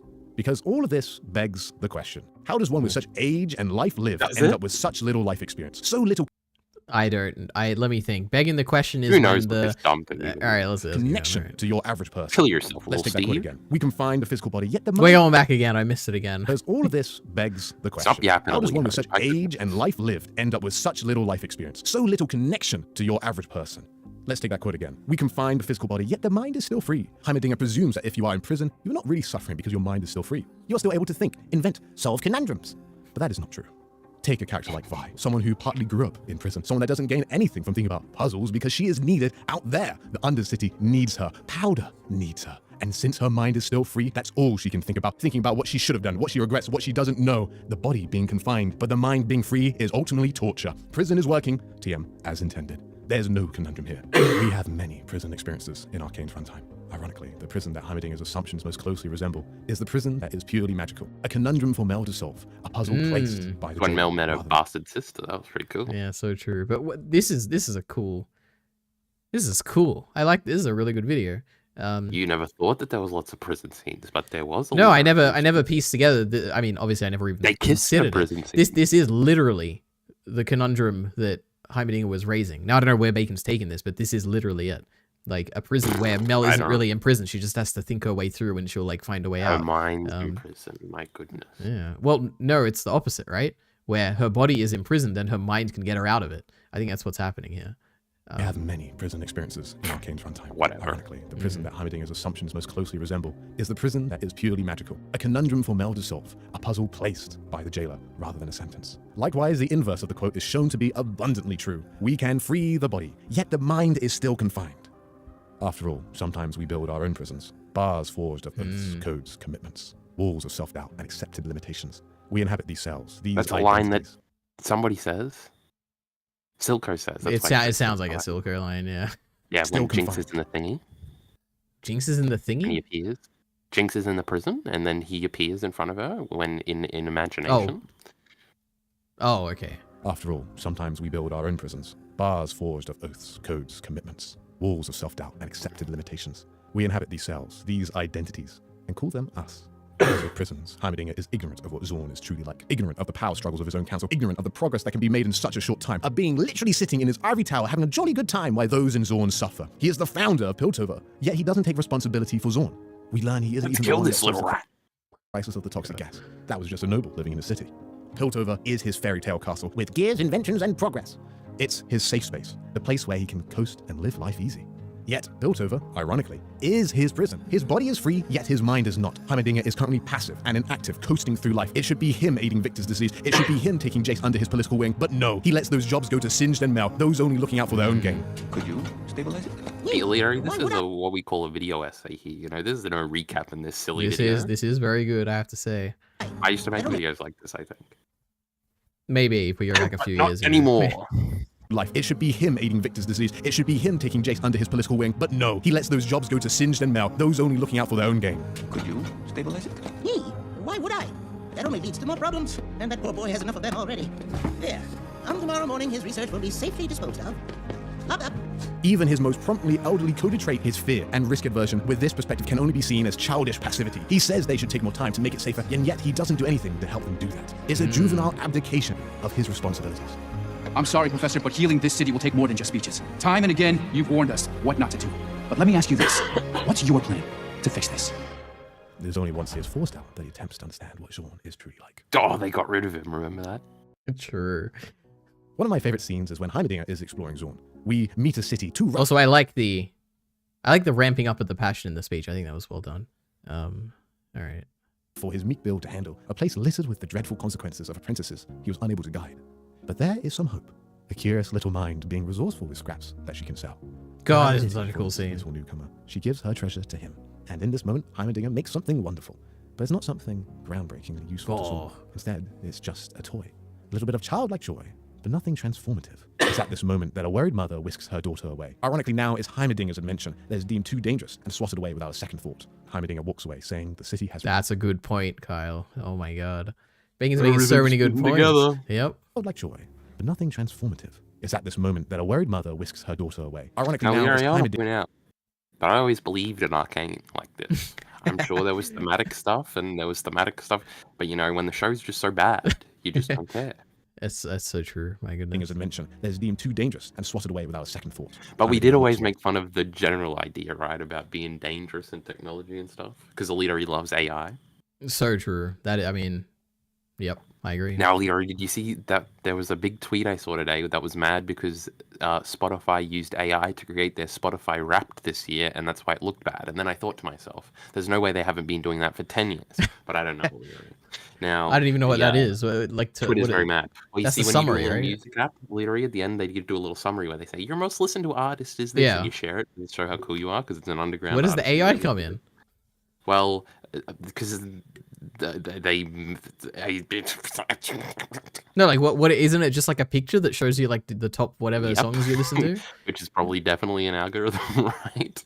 And Yeah, then like you it probably just looks at the number of and then it'll hours. play the song for you a little bit. Yeah, Maybe. and I don't know how you could fuck that up. Like maybe they're like, oh man, before they used to say the graphic design of it was just so pretty at Leary, but this time they used AI, and you can just tell, brother. Mhm. Oh, I did see a funny YouTube video. Oh, it was a short Leary where they were showing, oh no, it was just anything else. I'm just lying. Where they were doing that, is it AI or not? And they got it wrong every time. You know, that's what we should do to Miller. That's what they Oh, used to that's do to awesome. transphobes, Leary, to prove that Mhm. you did want to kiss trans girls. They would show you two pictures, Mhm. and they'd say which one's the pretty one, and you'd say the one with the penis, Leary, and then you would be exposed. Now we got to do that with AI. Mhm. What a great idea. Bring it all together. All right, let's keep A going. little bit of childlike joy, but nothing transformative. Miller can It's tell at the this moment soul. that a worried mother He can tell which soul's male and which soul's He's a female. soul reader. Yeah, he sees straight through into it. daughter away. Ironically, now it's Heimerdinger's invention that is deemed too dangerous and swatted away without a second thought. Heimerdinger walks away, saying the city has rejected him, that he was Rewind, unwelcome, but it Illyria. wasn't I've forgotten everything that we were talking about.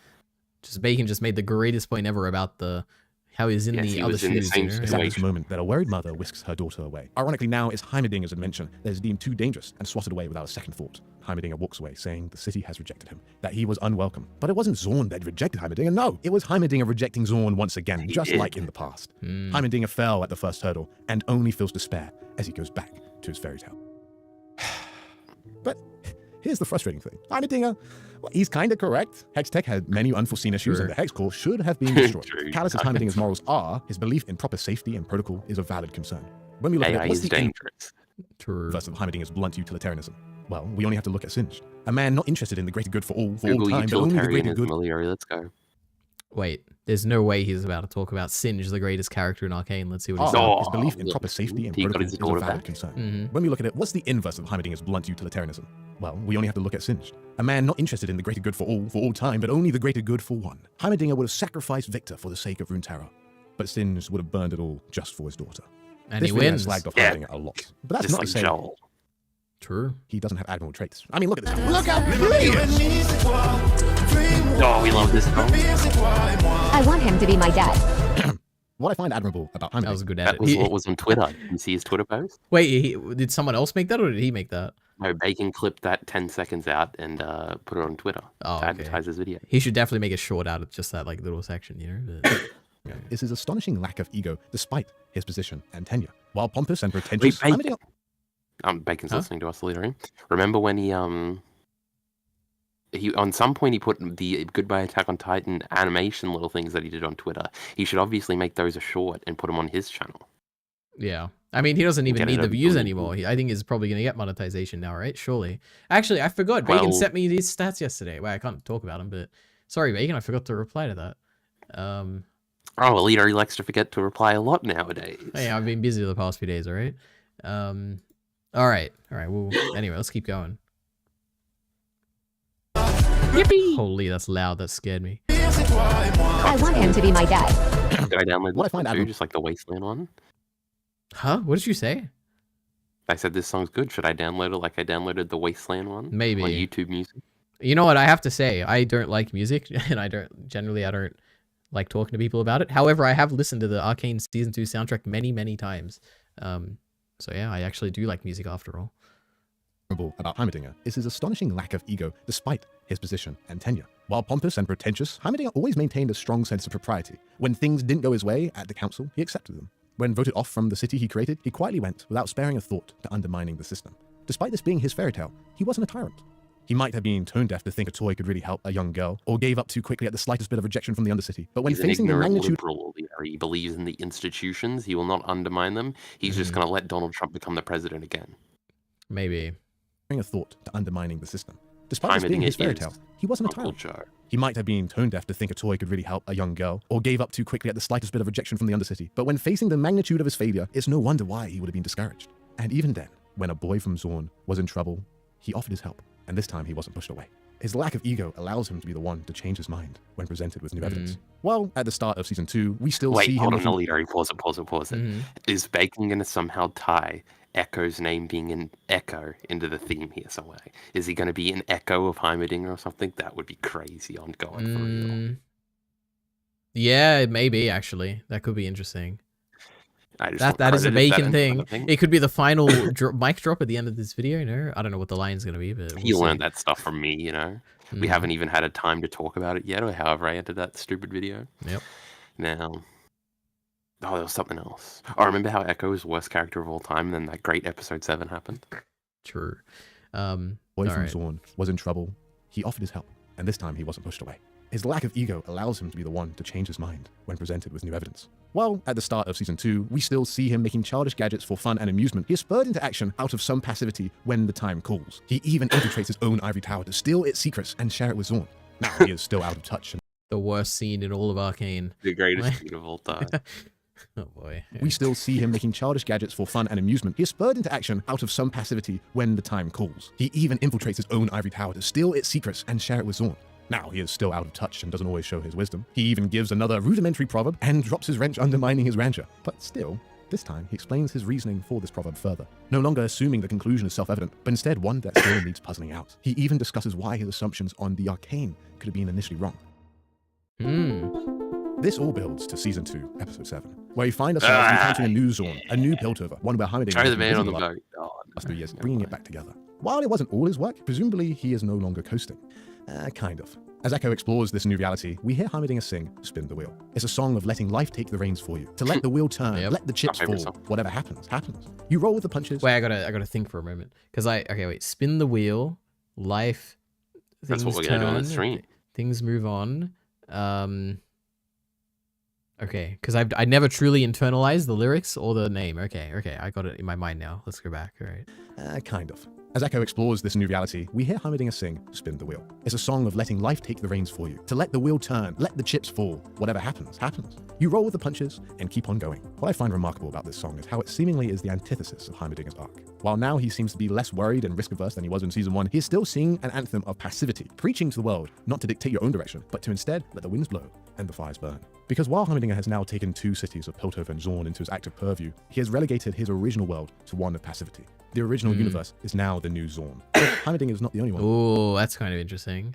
With this passivity. What did he say? The original what is the like what? the universe that he's abandoned and isn't really thinking about going back to, like Echo is. It's the new Zorn that he had abandoned and wasn't really thinking about, right? Oh my goodness! And his new ivory tower where everything is good. Yep. Taken At least I think that's what it's saying. 2 cities of Piltover and Zorn into his active purview. He has relegated his original active purview here. Active. Well, how do you spell purview? Purview. Obviously, purr like a cat, and then view like. Oh, it actually is. A view. No, it's not. The scope of influence or concerns of something, range of experience or thought. Okay, so what is he saying here? Let's go back. Wait. Anthem of passivity, preaching all the punches and keep on going. What I find remarkable about this song is how it seemingly is the antithesis of Heimerdinger's arc. While now he seems to be less worried and risk-averse than he was in Season 1, he is still singing an anthem of passivity, preaching to the world not to dictate your own direction, but to instead let the winds blow and the fires burn. Because while Heimerdinger has now taken 2 cities of Piltover and Zorn into his active purview, he has relegated his original world to one of passivity. The original universe is now the new Zorn. Heimerdinger is not the only one with this passivity. It's also reflected in Powder. You're too smart to spend your life in Powder. Things are good, Echo. I like my life. I don't want to lose what makes me chasing some wild dream. Try and kill yourself. It is scary. It takes effort, but it's worth remembering that keeping things good isn't a passive process. It must be active. Chaos and entropy exist, and all will degrade. Thus, maintenance isn't passive. And it is with this, Echo convinces Heimerdinger to not just be his professor or his mentor, but to be, most importantly, his active partner. As Heimerdinger ponders, he realizes his mistake. How could I forsake a brilliant lad in need? Again. Flashing back to the world with Jace and Victor, the brilliant lads he had forsaken before. Oh, that's kind of cool. I don't know if it actually works that way in the show. I trust that it does from Bacon, but that's really cool. Of course it does. Oh my god. As Heimerdinger ponders, he realizes... Did you pick this up in the first watch through? Well, yeah. Who else could he be talking about when he said? I just didn't even think about it. I don't know. It's his mistake. How could I forsake a brilliant lad in It's a Game of Thrones cut. Where they're literally talking about the guy and they cut to the guy. Wait, did you actually... Okay, you're like genius, guy. I did not piece this together, that's for sure. I feel like you're in the 0.001%. All right, go ahead, guys. Say it. Did you pick this up? This parallel, what he's saying here? If this is actually a scene from the thing, I don't remember. Importantly, his active partner. As Heimerdinger ponders, he realizes his mistake. How could I forsake a brilliant lad in need? Again. Flashing back to the world with Jace and Victor, the brilliant. Oh wait, he said again. Is that what you're saying? It's obvious. Okay, yeah. I guess I just didn't hear him say again. Okay. Yeah. Jesus Christ, Arcane. As he had forsaken before. And it's from this point on that Echo inspires Powder and Heimerdinger to be active, to help each other do the inconceivable, to advance science. Now, when Heimerdinger gives his warning of safety, he sticks around and gets involved. Likewise, his pupil listens. When he sees progress is made, he actively is inquisitive, but he doesn't push it too far. However, most importantly, we get his final proverb, and it's the polar opposite of the first. A momentary upgrade, if you will. That's great. Where do we start? You can start by attending your party. One's thoughts are more easily gathered in isolation. And what's the point of a device like this if you don't enjoy the time you have? What a great wingman, Aliri. He was about to play music, but wait, let me think the pieces together. Wait, what did he just say? Because Oh, it has he's gonna something to do play with the the song prison again? thing. I wasn't listening. Wait, Okay, wait, you let's gotta go back. replay Let's it go while you back. think. Wait. I'll figure it out. Don't you worry. Where do we start? You can start by attending your party. One's thoughts are more easily gathered in isolation. So what? Yeah, prison. This is what he's saying. One's thoughts are more easily gathered in Oh, isolation. true. But that's kind of the point he was making earlier, right? I think. Wait. And what's the point of a device like this Okay, what's the point of a device like this? if you don't enjoy the time you have? If you don't enjoy the time you have. You gotta enjoy the time you're thinking in prison, Alito, because your mind isn't in a prison, just your body. But that was his point, right? I think. Wait, okay, let's How keep about going. you take that point and point it in another direction? All right. Cherry upgrade, if you will. How about you just let Bacon do Where do it, we huh? start? You True. can start by attending your party. One's thoughts are more easily gathered in isolation. And what's the point of a device like this if you don't enjoy the time you have? This quote might have grandeur, but it now has No, substance. he's playing It that Hey, song. whoa, wait, I want to hear the point. Oh my god. The good I want to song. hear yeah. the French song again. One's thoughts are more easily gathered in isolation. And what's the point of a device like this if you don't enjoy the time you have? This quote might have grandeur, but it now has substance. It understands Echo's humanity with regard to time and isn't coated in childish ignorance. No, it is cloaked with wisdom True, of a he is true doing mentor. the human thing. He wants him to go get kissed, Alito.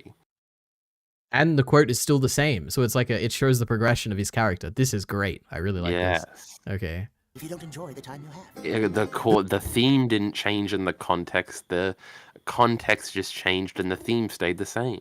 Yep. Well, kind of. The character changed in a way. Yeah. This quote might have Character grandeur, but development, my favorite thing. Mm-hmm. it now has substance. It understands Echo's humanity with regard to time and isn't coated in childish ignorance. No, it is cloaked with wisdom of a true mentor. He can see that Echo's heart yearns for some more time with Powder. But Echo's logical side still wants to keep working. Heimerdinger, however, uses his experience to help Echo make the right choice for himself. And now, this time, his student understands him. No ifs, no buts, no further explanation needed. The proverb from Heimerdinger finally registers, for without Heimerdinger's wisdom, in this moment, we don't get this, Aw. this, or this. Play the song. After a moment of pulled heartstrings, we are whisked away from our dream. We head back downstairs to the lab to find a manic furball giving things What a just cool little scene. boost. My God. What an astonishing moment of catharsis it is, as we finally glimpse the Heimerdinger of old. Ah, Finally, still a true. great scientist, Bacon gets an it. outspoken Toing, toing, individual, and a great leader. We are in Toing. awe as we find the mad scientist has, in a mere couple of hours, advanced a device to not only shift Echo back in I time, knew but Bacon to would also get it. jump This dimensions. is great. No more top spinners, bowl machines, or banjos. No, it's a device to save the world. As they both True. gear up to travel, an error occurs. And it's at this moment that Heimerdinger remembers his good friend, Stanwyck. Stanwyck set his personal ambitions aside and focused on something far more important. Our future. He realized nothing he could accomplish could compare to the contributions of his students. That We was love his sacrifice. Stanwyck. Never a dull moment.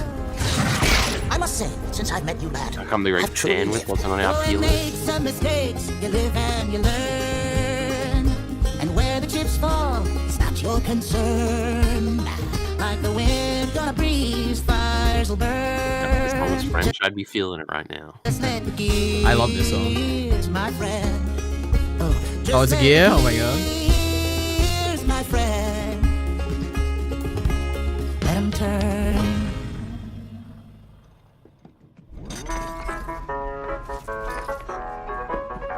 Miller thinks he's alive. What an idiot. So Heimerdinger's name is presumably the combination of Oppenheimer and Oppenheimer? Schrödinger. Oh my god. I don't know if that's like a... Schrodinger's cat, Alito. That's a fella's cat. That's pretty sick. I know the name was around long before the creation of Arcane, but I thought it was interesting to think about how both link to Heimerdinger. That is true. Yes, he did become death. Kind of. Yeah, alright. Oppenheimer is linked, perhaps through his hypocritical regret of making the atomic bombs. That being said, Heimerdinger's... Wait, did I say Heimerdinger or Oppenheimer? Anyway, that being said, Heimerdinger's memories of destruction are from the magic and not science, so yeah. Oppenheimer was a scientist entangled, I assume, in politics, and quite controlling over his scientific creations. Tenuous link for sure. Schrödinger is considered the father of quantum physics, yet he was undermined by his own field to some degree, still goated though. This is because it is most well known today for Schrödinger's cat, an analogy he made to illustrate how ridiculous the idea of Copenhagen interpretation was. True. Wasn't Copenhagen in the movie? Maybe. At the place? Maybe.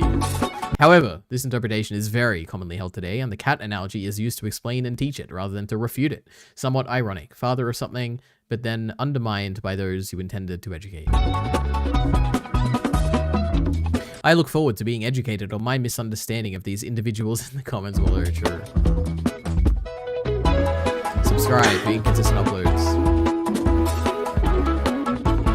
You want consistent uploads? You know where to go, chat. Song is a banger.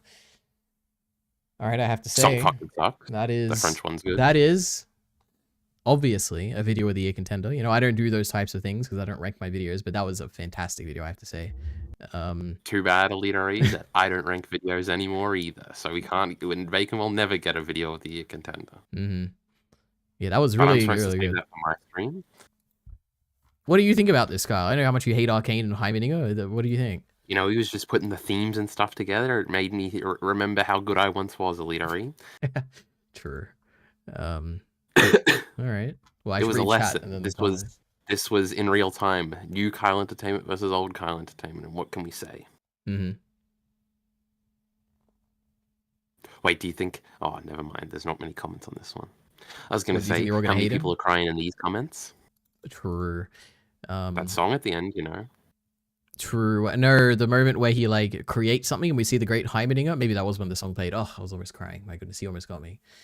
All right, wait. Let's. So now we got to read the comments. No, we got to read the chat first. Yeah. Bacon see it was such an arbitrary. We need a sacrifice scene. True. This is all just hoping. Wait, is he talking about the hug? No, the hug is like who cares about? Oh, I thought you meant the hug thing because of the. Wait, what am I? Why am I thinking of the hug thing? No, because that's what Miller was arguing with me about that before. Yeah, okay. I was like, what the sacrifice? Yeah. Anyway, this is all just copying Yoda and the Jedi in the prequels. It's generic, I know. Yoda and the Jedi. Oh yeah, because he's like the wise one. Yeah, that makes sense. All right. I can't believe you guys actually like this show. True, Miller hates it. I don't like this show. That's probably right. I'm over the old 4.1K. There's no way Ari dislikes that scene. You're talking about the scene where Heimerdinger is walking in with Echo and sneaking in. I don't like that scene, all right? It was too much comedy or levity in a scene that didn't need it. I now sweating, hoping I've used the word correctly. True. I think you did. In his purview. He's been doing that all day. He's been mean about words all day. Don't worry about it. That's so true. You guys can relate in that regard. Except Bacon was right. I guess you were right too, actually. Right. Yeah. All right. Half the episode was, what, no way you're alive? What's going on? What, you're good in this universe? No way. Is that really what you took from it, Miller? I thought it was just, it was a cute that is what it was. Little what if scenario. Great. That's all it was. I don't care about the how did they get here, you know? I was like, okay, yeah, you know, Jace, he got prisoned or something. That's how it happened. The good stuff was the emotions. And when they danced, oh my God. Anyway, this is why you don't watch on 1.5 times speed. No, I think we rewound enough. I think it all works together. Echo lied and sexually assaulted Powder, and then they want us to care about him. That's so true. Miller would get outraged about that. Let me explain. What did he even do that could be considered that? Did I forget? Sexually assault, because it's not her Echo. It's like an Echo with a different life experience. It's like if a clone of Echo, like yeah. Like if this was. How does that have to do with Shoku Tensei? Because he's not in. It's not supposed to be him in that body, you know. Yeah, but it's not. That's not why it's rape. it's rape because of the consent stuff, right? All right. Anyway, I guess technically the identity thing is also the consent stuff. It would be rape because well, I guess it depends on what we're talking about in Mushoku Tensei, right? Like what? Wait, now I thought we were talking about Arcane. No, the Arcane would be rape because it's like it's a similar thing of consent because it's like she doesn't know that that's not Echo, right? Yeah. Anyway. Eris doesn't know that that's a 35-year-old man. Yeah, exactly. That's what I mean. No, that's what I said. That's what I said. All right. Anyway, let me explain the point, dummy. You did. Well done. Remember how Act 3 of Season 1 had a cool fight each episode? What a letdown. True. That was my favorite thing from Act 3. Remember how... What was your favorite fight in Season 1, Act 3, Kyle? Season 1, Act 3. Let me remember if I remember. Was it the bridge scene with Echo? Maybe. Remember I said that scene might be good now because they were in love. Now, then Jinx probably did something. Yeah, remember Jace and Vi, they fought together? No, that wasn't cool. What else? I'm sure there's like some good fight in there. I think Savika fought Vi. I don't know. I'm sure that was real good. I'm sure it was good. I'm sure Mill loved it. Remember how going back in time too far killed Heimerdinger, but then Echo does it in the last episode and it's fine? Because it's like the climactic moment. We're meant to be like, oh, he's like really he's putting his heart and soul into it. Ultra, 1,000,000%. Exactly. You can't tell. You can tell I wrote this at 4 a.m. I can tell you wrote the thing at the end at 4 a.m. because there's a few typos and mistakes, but that's okay, Bacon. Kyle I acting. would never have a typo. You know what? I don't know if you had a typo in your video, Kyle, so I guess you beat Bacon in that regard. Kyle acting like I wasn't doing this before. Doing what, I wonder? Making good videos. Oh, okay. I just never fell off. I was saying he was just the new me or whatever. So true. Lamau, what the hell is going on in Mushoku Tensei? I mean, we're just talking about the thing that everyone talks about. The main conceit of the show, Miller. How about you get a clue? Yeah. You fucking idiot. Vi and Jace fighting the Shimmer guys was the best fight. True, the one with all the stakes and stuff. The poor innocent people. That kid died and the mum was mad. True. I need action because I am Shonen baby. So true, Bacon. True, we love Bacon. That's oh my god. He loves one piss, piss Oh bad. my god. I drink piss. All right, let's read. Oh, I thought these were both Heath, but no. All right. No. Why did I say just? I don't know where that came from. Now it's time to queue up Heimer top to understand the true Heimerdinger experience. That's a League of Legends shirt, Kyle. I'm sure it's very funny. I'll see you on the Rift, Deliri. The Rift. Yeah, and Summoner's Rift, right? Okay. Man, this video... Kyle, this is important here. Ush X left a comment 56 minutes ago. This is contemporary here. Man, this video about that masterpiece of a series. The way things moved, evolved, and were done... Arcade fans can't spell Deliri. I knew it. Maybe English is their second language, Kyle. You shouldn't be mean. How many languages do you speak, Kyle? Well, first of all, two. Ich, ni, san, shi, right, fair. go, rock, sich, hutch, q, chew, ich. All right, we got the point. All right. The way things moved, evolved, and were done was just perfect, in my and many others' opinions, I may humbly say, haha. So may... And the boys all agreed. It was great. True. Some may say it was too quick in the end, and the only way I could agree is that, man, I'm gonna be waiting for Arcane episodes to drop. What a masterpiece. Amazing video, voice and all, man, for real. You know what this... Thumbs it up. You know, it is a cute comment, but also this reminds me of like a comment that Film Buff would like leave. Like after you watched a really good episode or something, I feel like he'd say something like this. We love that. All right. So... Bacon had a great question in chat. Is this a Miller parody account? No, he's just really mean now. He's grumpy and stuff. True. Zoe. Who is Zoe? Is that like a One Piece thing? Oh, it is. Yeah. Zoe is unironically the worst One Piece arc because it has no action. No, it's got a cool moment. You mean, like, isn't it a manga? You like the action in the manga? What's the point of action in a manga? My goodness. He's stupid, of course. But seriously, what a waste of money not having enough action in this season. The writing's so terrible. Give us action so we could forget about it. I feel like Miller's memeing at this point. But One Piece action is bad anyway. How can you like the series for that aspect? That's pretty true too. That's pretty true. The action just has an... What do you... Have you not seen the... Oh, you haven't seen the live action because the first episode had the really cool fight with the like... The versus the axe hand guy or whatever. That was sick. Action is like definitely the appeal of One Piece. Morgan? Yeah, it was sick. All right. The action just has impact even when there's not much of it. I don't know how to describe it. True. You know, that sounds like cognitive dissonance, but that's okay. And it has more action than most modern shonen still. True. Okay. I don't doubt you, Miller. Okay, One Piece is pretty great. From what I hear and what I've seen. He got you there, Larry. He got you. And there was that one cool action piece I saw in that one fan letter thing. So I'm on Miller's side here. Oh no, he said, shut up, Ari. I disagree. Actually, I changed my mind. I don't like that one action scene. It was actually Ari proves he's just spite-filled. He doesn't actually believe in principles. That is true. One Piece manga wishes it had an ounce of the One Piece live action spice. That is true. That was the main appeal of that show for people like Eric from Blind Wave. They thought the action was impressive. It's not unreasonable for me to think that I could agree with that opinion upon watching the series. Yep. I mean, the action is good. Like, there's no denying it. If you think the action in the One Piece live action is bad, you're like, kind of dumb, I guess. I don't know. You also think Heavenly Delusion looks good, O'Leary, so Yeah. Yikes. No, that one I don't have that strong of an opinion.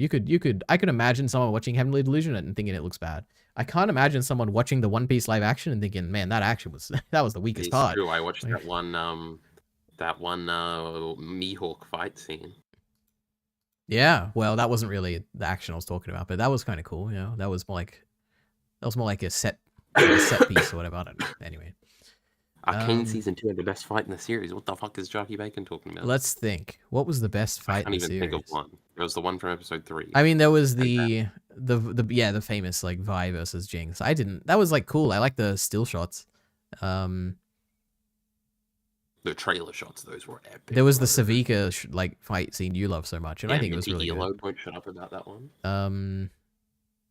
I know there's like one good fight I liked. I don't remember though. I'm sure Bacon will tell us. Ambessa versus. I don't know about it. Yeah, maybe. When the Hucky lightning comes out. I think this is like a One Piece anime thing, yeah. Ethos, thank you, Bacon. Ethos is about, what was it, Kyle? Go ahead. Reputation. The action was terrible. Zoro kills a guy in the first scene. What does that have to do with anything? No killing in One Piece, oh, okay. apparently. The Straw Hats are meant to be kind, not kill people. Right, so the action was bad because They're of also that. pirates and thieves. Savika versus Rat was best. Literally hates good. Rat. Yeah, I did not like that character. We ain't talking about Heimerdinger. You know what? I don't like that character for the same reason I didn't like Heimerdinger in that damn hallway, underground air duct or whatever. They're both like out of place for this series. That just had a fresh dynamic, which was cool. Bacon, what's the scene? What's the fight scene? What's the good one? Please, you're leaving us in suspense here. One Piece live action scenes looked like a YouTube fan film. You're saying that as though like YouTube fan films don't have the best action in like anything. Like every YouTube fan film I've seen has like some really cool action. What the fuck does that mean? Ethos? What does ethos mean again, Kyle? Say it one more time. It's reputation. Okay, so was there like a reputation? It's a character. Is ethos League of Legends? Look it up, O'Leary. Yeah, you're right. Ethos League of. He's not talking about the Loris or whatever his name is. Did he have a fight? Piltover? I don't know. No, now he's saying I'm testing your knowledge. So he's referencing something in his video. I don't have much arcane knowledge here. I have no idea. Why don't you like him? He's a cool crime boss that expands well. Because he's like a goofy looking, goofy sounding, goofy acting character. And I just don't like goofy characters, I guess, in this world. Because it's like a similar kind of thing with Heimerdinger in a way. Or I'm like, it's too goofy in this scene. Yeah. See, I told you. I'm testing your knowledge. He's probably naming a song. I'm guessing it's a song that plays during a scene. I don't know. You guys should have remembered the point in the video when I flash ethos on screen. Oh boy. What I said. Let's think. Ethos. Nope, don't remember. I guess we gotta go back. Let's have a look. Oh boy. What point did this get brought up? Bacon's insulting you after this, O'Leary. This is an awful Ari take. Well, that I don't like goofy characters in my show, where the best thing about the show is the scenes where I cry. I don't know. Oh, text. No, that's not it. Oh wait, it would be no. Just do your transcript. Does he even say it, or does he just put it on the screen? There's not even a transcript in this one. Oh my god. Ay. Stop yodel hate. If only we had the creator of the video to point out the timestamp in the chat below. No, we're gonna find it. It's here somewhere. I'm pretty sure it's in this section.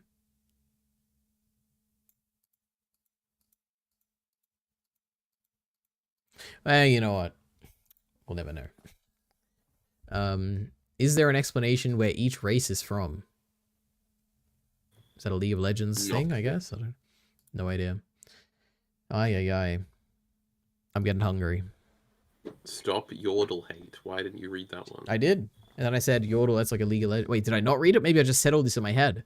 But that's like a League of Legends thing. I get that. You know, I could have forgotten or not been listening. Yep. All the same fan clip and the same Hannah Fry clip and the same Cichlid clip are all on your thing like they always are. Awesome. Oh, it's Maddie. Maddie is one of Arcane's new characters, and despite how she seems She's to a be the bitch. picture of innocence and naivety, Let's look at the upholding the law in her beloved hometown because it's just the right thing to do. But according to one Twitter user, she may be hiding something huge. In the thread, they point out a few interesting things about her character, that despite being a junior officer, she was put on the frontline security for an incredibly important event. That Salo mentions to Mbessa that they're keeping an eye on Caden's movements, but not revealing how. That It's all coming together. It's she's just crazy. the first of the enforcers to give the Noxian salute in the closing scene of Act 1 and turns to Kaylin Well, as though encouraging her to step you know. forwards. I love this show so much, man. There's so many tiny little details to Yeah, discuss. me too, brother. Maddie Me is too. So true. Oh, I hate this dumb bitch. This aged amazingly well. Like, perfect well. True. Alright. Bacon has a timestamp here. Oh, we got another Yuri clip. What is this? Let's see if any of my favorite moments are in this. Anime. Okay, let me watch. See if I'm gonna watch it. It just doesn't want me to watch this. Oh, here we go. Great art style. I like it already. I didn't like the girl. It's literally the tomato. This is the tomato scene. This is nothing compared to Taiko. Oh, it wasn't. Some weird fetish stuff, literally. This isn't cute. What is she saying? Turn the subtitles on, obviously. No. I don't remember this scene. I don't think I've seen this. It must be season 2. Spoiler. I'm pretty sure this is her sister, and she's like sexually obsessed with her or something. It was like she had her underwear in her room or something. It was weird. I was like, this is a strange show. Now I don't know if this is season 2 or something, and that gets expanded on. I don't know. He's got. You know, O'Leary, until this moment, I was confusing this with the book one. Oh no! But then I remembered you watched 2 of them. Yeah, I didn't even do my Yuri review yet. Oh my god! All right. We love the wheel. Yeah. Oh yeah. Right. Bacon gave the timestamp. Yeah, hop to it, O'Leary. Did you just say hawk to her? Sounded like Alright. that, huh? Yeah, 416. Let's see. The issue asserting his point further. Now, I don't mean to take you back to GCSE It was the scene. English, but out of all the persuasive techniques of ethos, pathos, and logos, Havidinga primarily uses ethos. Yep. Wait, did Bacon edit that in? That's crazy. Havidinga primarily uses. Yeah, of course. Damn, that's really cool. This is Jockey Bacon we're talking Yeah, about. you're right. he probably Now, spent a long time on this, and I didn't even notice. Let's watch Goodbye Attack on Titan. Let's just do it. So true. No, make it into a short, and then I'll watch it at the beginning of every stream. Or we can just skip to the musical parts. We don't have to listen to me. Jesus Christ. All right, so yeah, creatures like Heimer are from a magical place called Bandle City, and more furry human-looking characters are from Ixtal. We don't even know how long Maddie was working for Ambessa Lamau. So terrible. True. True. Lamau Millie, you're funny. Actually, did Bacon give a score to Arcane? I don't even remember. Bacon loves Arcane. Oh no, it's just- I think actually I don't remember. Let's have a look. But it probably gave it a 6 because, he doesn't like anything. Let's have a look if we can find it. Holy, When Bacon you just tweets go a to lot. his media, and then you can... No. Oh, there it is. No Let's score. No thoughts or score. We have no idea what he thought about it. Oh my god. What a pussy. Unless he's messing with us and there's a score here somewhere, we're gonna find it. I don't think it's actually his, no way. No, you're right, idiot. You're stupid. Yeah. Lamau Emilio funny. What would your parents think if they saw you watching this show, Ari? I don't know. They'd be like, oh, he's watching a cartoon. I have no idea. I noticed Did it. the killer say that? The One Piece fan? Yep. I noticed on my first watch, don't worry, Bacon. Wow, that's impressive. Too long. Too long? What's too long? What were we just talking about? He gave season 1 a 5. 5 out of 10? I thought Bacon really liked Arcane. It was like in his 3x3 thing. But that's what he gives everything he likes. So 2 would be worse. Thank you, Miller. Did you really give Bacon? Did you give Arcane a 5? That's kind of crazy to me. Thank you, Miller. I gave it a 3. He's probably the same as me, as usual. No, that's not true. Bacon definitely gave Arcane at least a 6, at least. Excuse me. Did you notice the nicknames I gave to Heimerdinger in the quotes? No, I don't think so. No, the quotes would be where you brought that line up. Oh, I know I didn't. Heimerdinger, very funny, Bacon. Very juvenile of you, just like remember that, and Heimerdinger. then one of them was Jockey Big. Oh wait, is that the point? Because this is childlike ignorance, and he put like Heimerdinger. What's the one in this one? Heimerdoofus, because he's like, no, this one doesn't fit. Just means dumb, Leary. What are you, stupid? Where's the... I don't know. I'm assuming the first one he said Heimerdinger. Heimerdummer. True. All right. That's my favorite one. Yeah. Okay. Let's see. Did you notice... Did you not read the tweet? He sourced on it. Oh, he soured on it. Yeah, I did hear that. He said it was a bit rushed or something. Or maybe it was the opposite. But yeah, I did see that. But all the way down to a 5? That's crazy. You have to find the score. I'm not telling you. Well, let's have a look. Let's scroll all the way back once more. Who's this? Don't worry, I'll fill time, you know.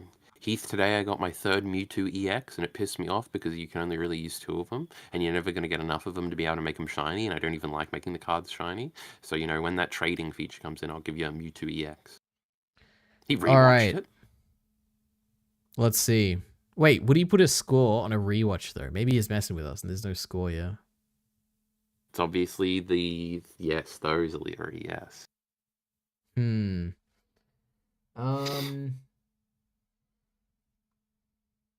These, sometimes I struggle with these a lot. The shadow in the hair. You'll never find it, Leary. I've already found it. Have you actually? No. Oh. He's so easy to get, chat.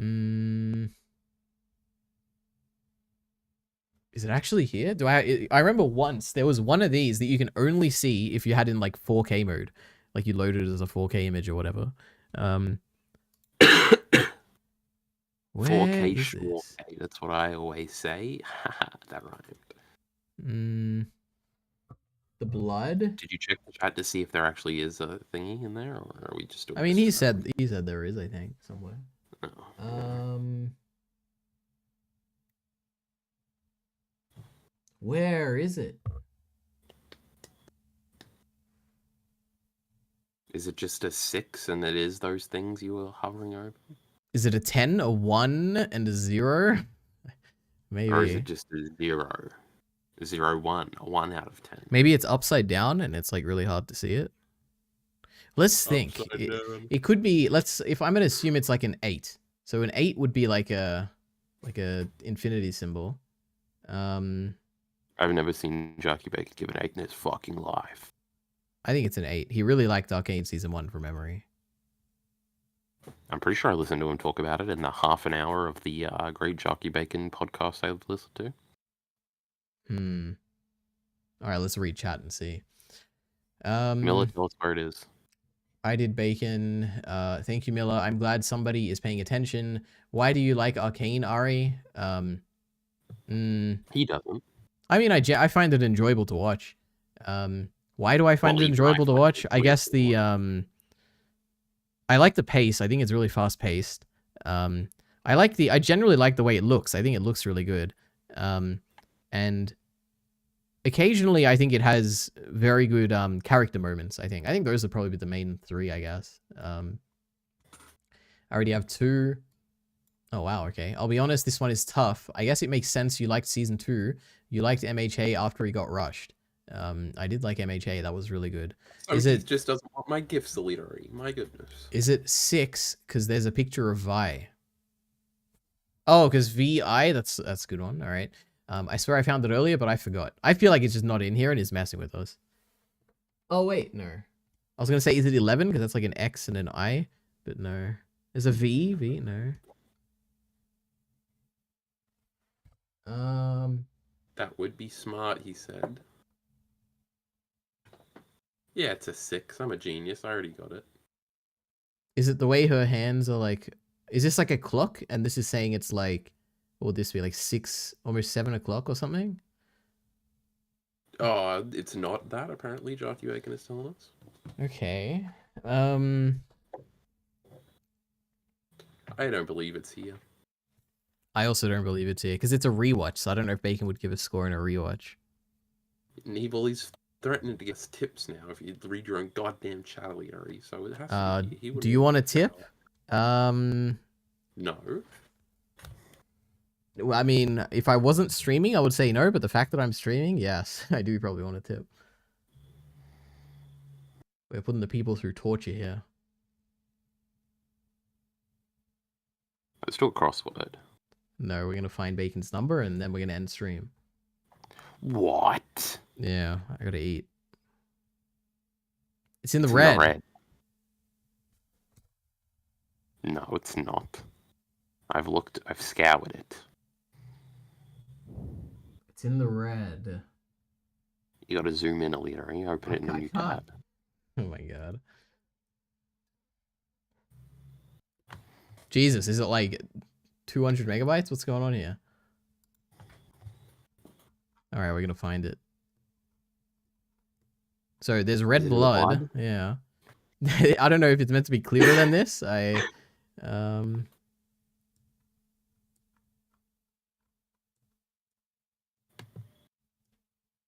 Oh, it's a 3 on her hair. That's what Miller the Killer is saying. I don't. If Bacon gave it a 3, it is. Did you gave Arcane a 3? Is that actually what it is? Things he likes, Larry. How many times are you gonna be told? Wow. So no, that means he didn't like it. There's no way it's a 3. It has to be a. I refuse to believe that Bacon gave Arcane a 3.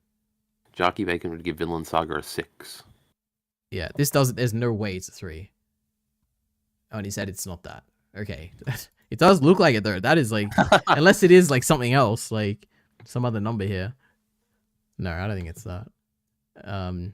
Oh, it's like it's the look. There's a white bit in her hair. It says it's like an S, so it's a 5.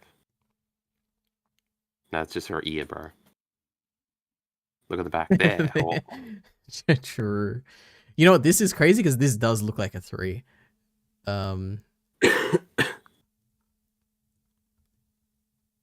I feel like it's gonna be something real subtle like that now, isn't it? The number is dark red, he says. Dark red? Okay, so it's like a shadow or something.